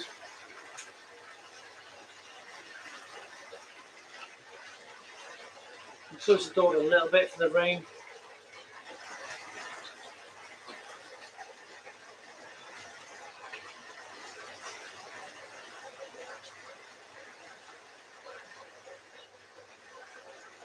"21 likes, banging.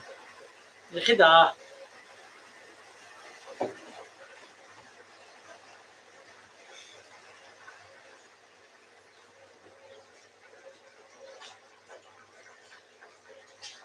You can probably see as we're transferring across the this level is dropping rapidly, coming up through the counterflow chiller and then transferring into here.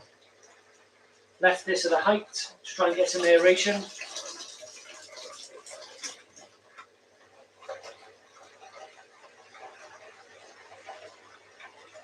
And I've closed the bottom valve. So some of you which may or may not have been here earlier, I went to sanitize the fermenter. I chucked in, what, 4 litres maybe of star sand in one go, and it all pissed out the bottom of the bloody fermenter because I didn't close the bottom valve. Live on YouTube. Never a dull moment. And as somebody said, at least the floor is sanitized.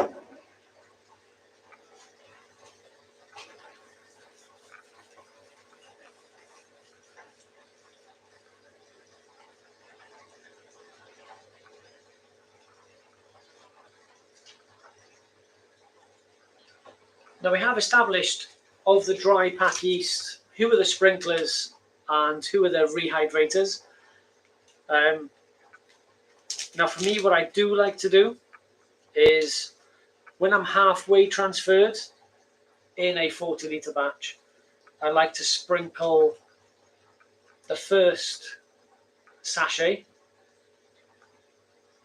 at about 25 litres, and then once I'm done transferring, I'll sprinkle the second sachet on top. Let me know what you think about that, because some people are like both on top, both at the beginning to be part of the aeration. Yeah, be interesting to hear. If anyone can comment, that is. Like I said, I appreciate people are on tablets, on TVs.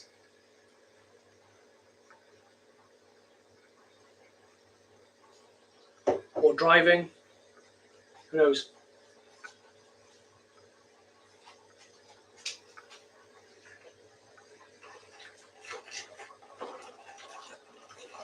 That's an aeration there. So it's 72 degrees in the boil kettle.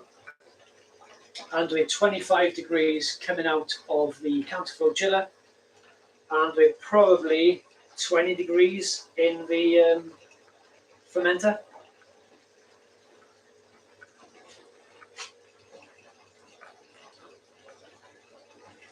David Rookley, sneakily watching at work. Appreciate your commitment, mate. Really do. You're obviously not having a beer then, unless you work in a brewery. But yeah, that's good to hear, mate. That's commitment, that is.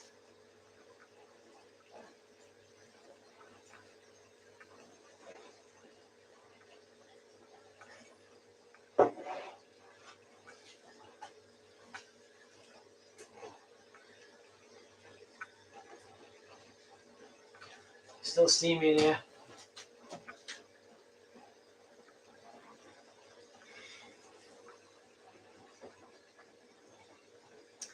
.5 hours, and I'm still not been kicked off by YouTube. That's pretty impressive, that is. I must have been watching my P's and Q's. This saves 8 hours of editing time, I tell you.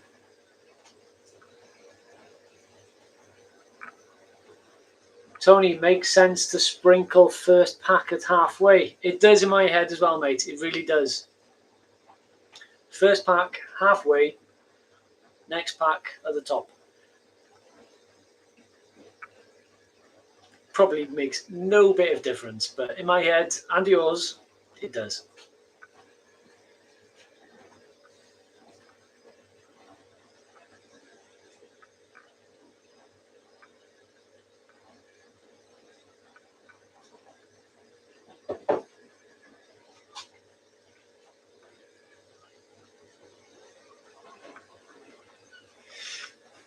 It's going to be a frothy one.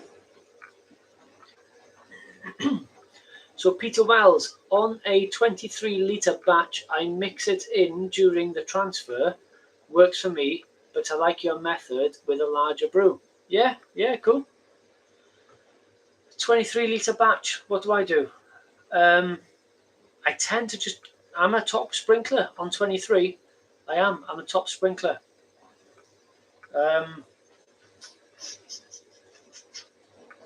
Having said that, if I do, sometimes I do like I used to do on my Grainfather G40, I used to do a more than 20-litre batch. So as big as I could possibly get, literally rammed up to there with wort.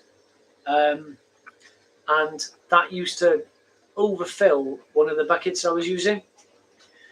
So then I wouldn't put it on the top because I knew that most of the yeast would end up on the lid of the fermenter. So I didn't used to do that. I used to mix it in midway because of the risk of that. But the way this one's going, it seems to be frothing up quite a bit. Yeah, I'm at about 20 litres now. As you can see, it's all gone from here and it's transferred over. It's got 8 viewers, so we shows that people just hang around for the hop drops. and they say the hop drops are dead. People love the hop drop, don't they?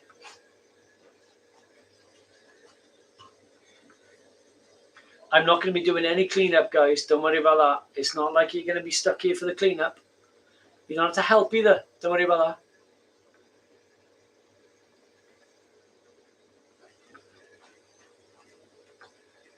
Did somebody just drop a like there when I said you don't have to help? It went from 21 to 22. Thank you. I really appreciate your support. This is good fun. I've enjoyed this. I really have. I really have. Right, I'm going to do some sprinklage. Do I sanitize the scissors or do I just tear it with my teeth? That's another debatable.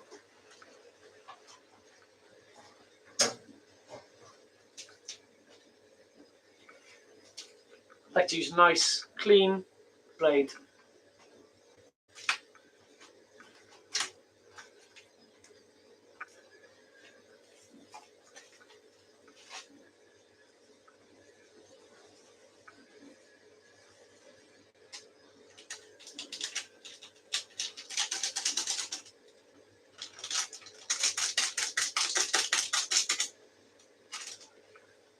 And unlike Big Banana Brewing, don't chuck that in. It's probably not going to help your sanitized brew. That's the first packet down, and I'll chuck this one in after we're all done.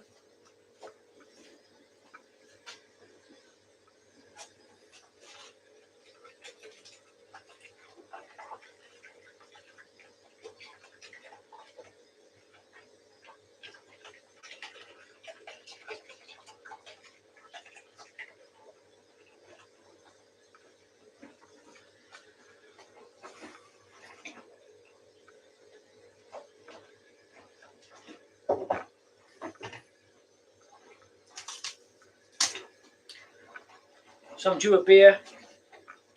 Not sure whether to go for the lager, a Pilsner, I call it the Saga Pils, or the Pith Take OPA.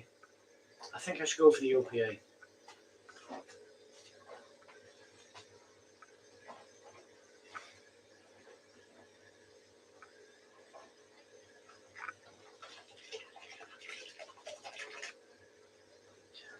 So you can see with the counterflow chiller, it's still at 25 degrees solid.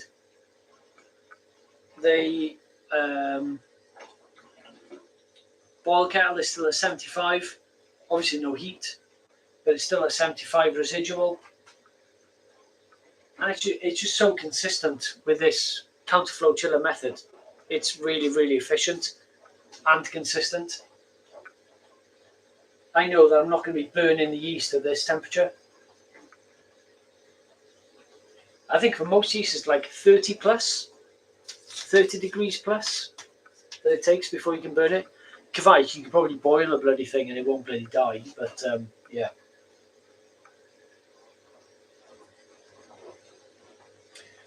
You probably can't, yeah, you can't see it from there, but this is looking very, very clear. Very clear. Right, I'm set paint.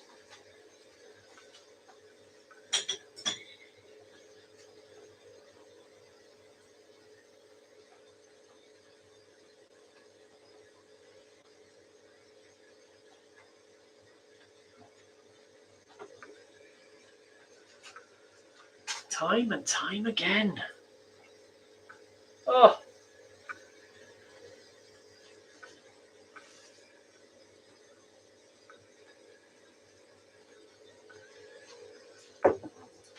Tony Howard, yeah, it looks very clean running into fermenter. Yeah, it is. Yeah, it's good. I try not to use whole hops anymore in the boil kettle.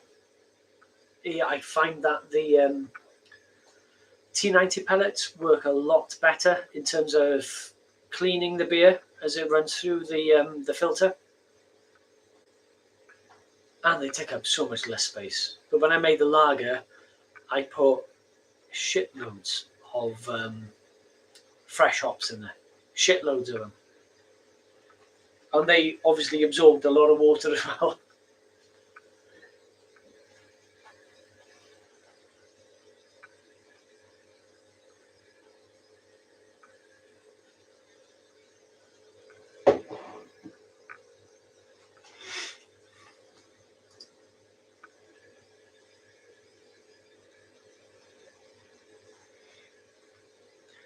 Just checking in the chats. If I've missed your question or comment or anything, feel free to repost it. There's no time limit or any chat bots that can block you from that or anything. For my current subscribers, that is.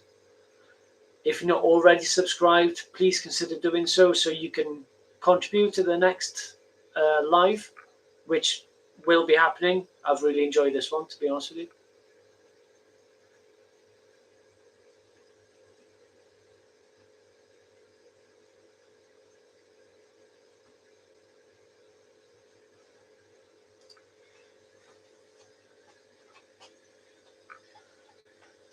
We're nearly there. We've got about 27 litres transferred. and oh, I can't tell the side glass.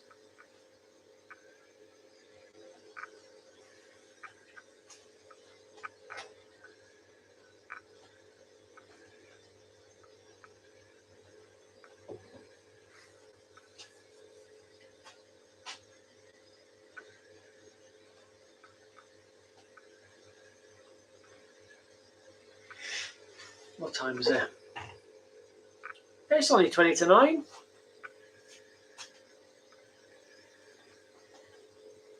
Definitely not cleaning up tonight. It's definitely going to be a tomorrow morning job.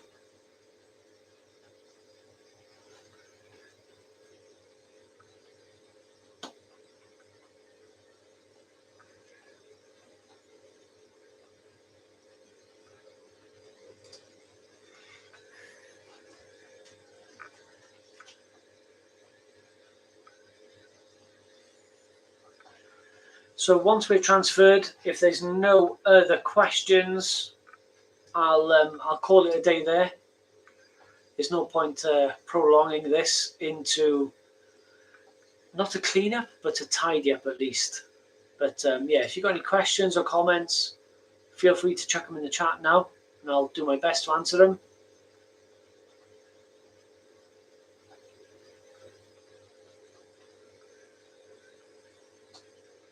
So Peter Wells, I did ask you a few weeks ago about how much peel you used. Did I hear you say earlier that you would post this recipe? Yes, Peter, 100%. I will post this recipe. I will, once this video saves on YouTube, I will edit the description with the recipe. But the orange peel, I used 150 grams in the 40 litre batch, which is a lot, and you can adjust it to your taste. But I really enjoy the sour, pithy taste of the orange peel that complements the hops with the hops that I used. That's what's good about this recipe, is that you can use whatever hops you like, which you think may or may not complement the orange flavour. So yeah, it'd be in the description. But yeah, it was 150 grams for 40 litres. I used to put 50 grams in for 25 litres, and it wasn't enough for me, to be honest with you. So it's a bit of a go big or go home for me, in all honesty. You're welcome, no problem at all.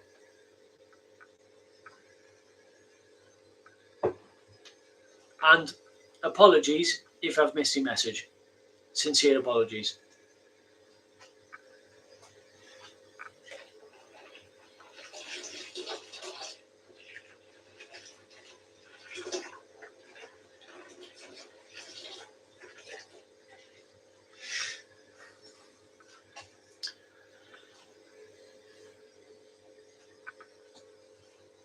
Bunnyhead, great to see you back. Looking forward to the next one. Thank you very much, Bunnyhead. Appreciate that. Great YouTube name, by the way.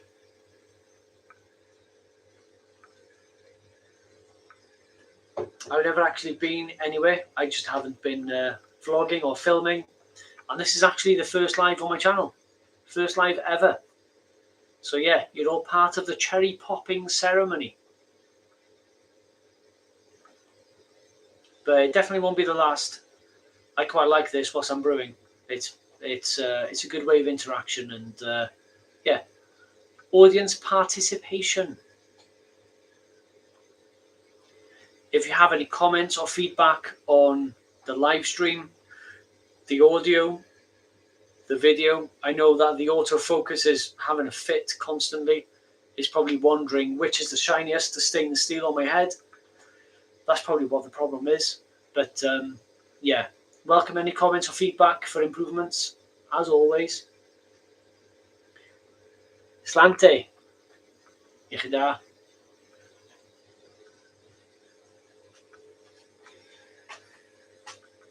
Right, we have 35 litres transferred and a beer fly trying to help itself, but they can get stuffed because it's not theirs.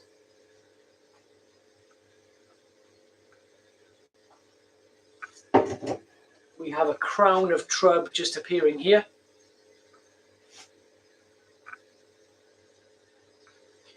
So we should easily hit the 40 litre mark. I think there's more to go with this Grainfather G40. You know, I think it's not advertised as a 40, even though it's called G40, it's not advertised as a 40 litre batch. But I think I can get more than that out of it, same as I did with the G30. I really do.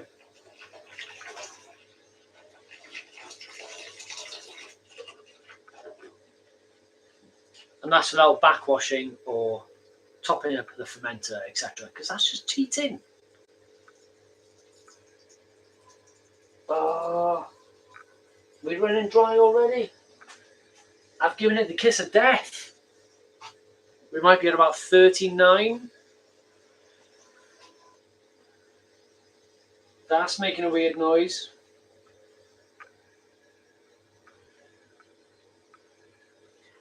There's a lot of hop debris in there.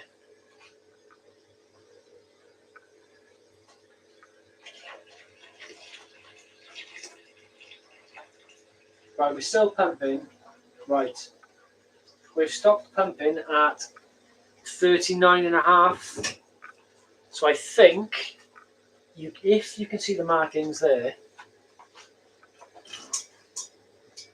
we're very, very close to 40 litres. So what I like to do, I knock the valve off here, turn the pump off, pinch this, and pull it out. So now it's not backwashing into the Grainfather. If you hold this up, all that will go into the fermenter, as you can see. Well, that's another 1.5 litres.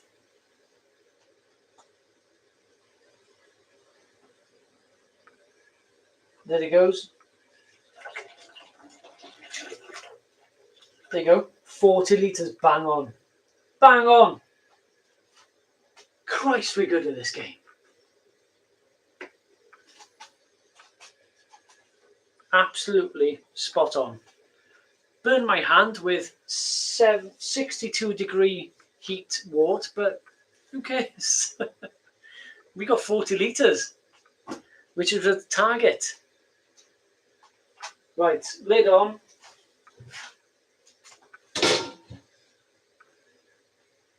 That's got enough.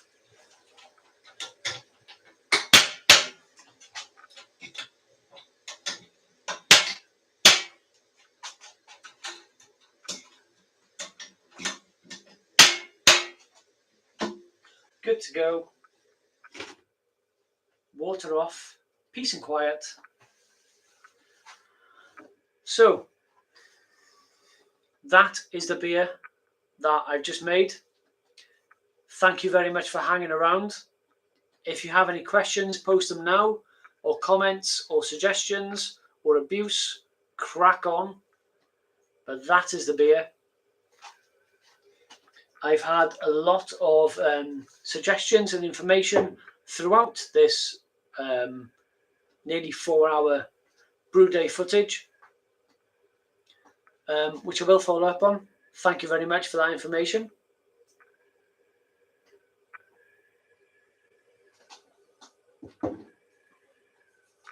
If you are just joining or have just joined, that was a live Brewday or brew stream video of my orange pale ale. If you do make it, tag me on all your socials so I can see how it turned out. Let me know what you think.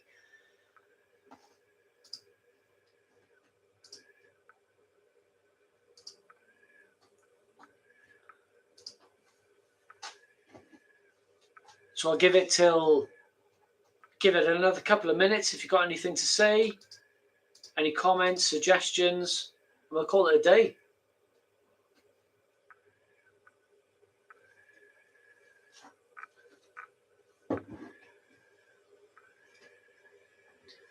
Thank you, Tony. Thank you for your feedback, mate. Really appreciate that. Glad you enjoyed. Hope to see you soon, buddy.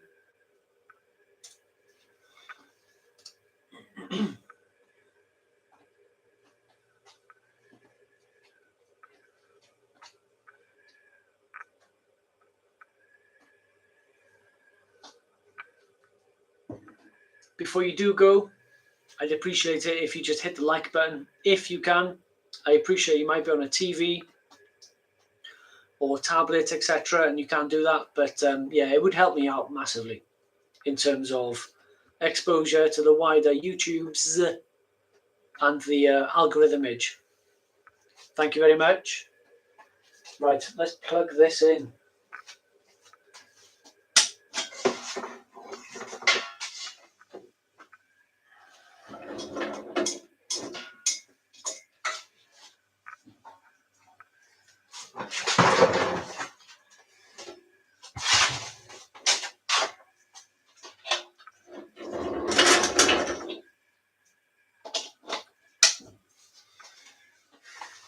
So I'll leave that plugged in now overnight, just so that the yeast is new, it's fresh. It's going to get colder overnight. Keep the heat belt on it just overnight, and then I'll knock it off tomorrow because the yeast will take hold. So Peter Wells, thanks very much. Don't forget the second packet of yeast. That's done. Good point. Oh my God, what would I do without my bloody subscribers? Honestly. I would have found this on cleanup, but that is absolutely comedy gold. You legend. Oh, dear me.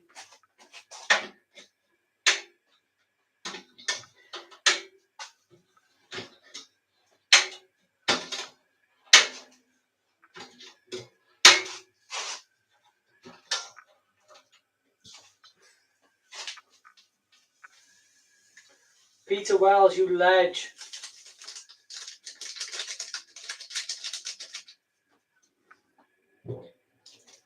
Honestly, I'm glad somebody was paying attention.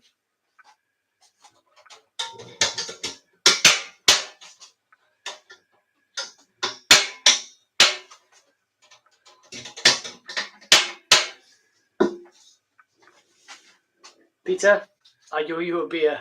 Yechida. So if that's it, guys, thank you for your support, your likes, your comments, your help, Peter. So yeah, Yechida, and I'll see you in the next live or the published video. Yechida, no star.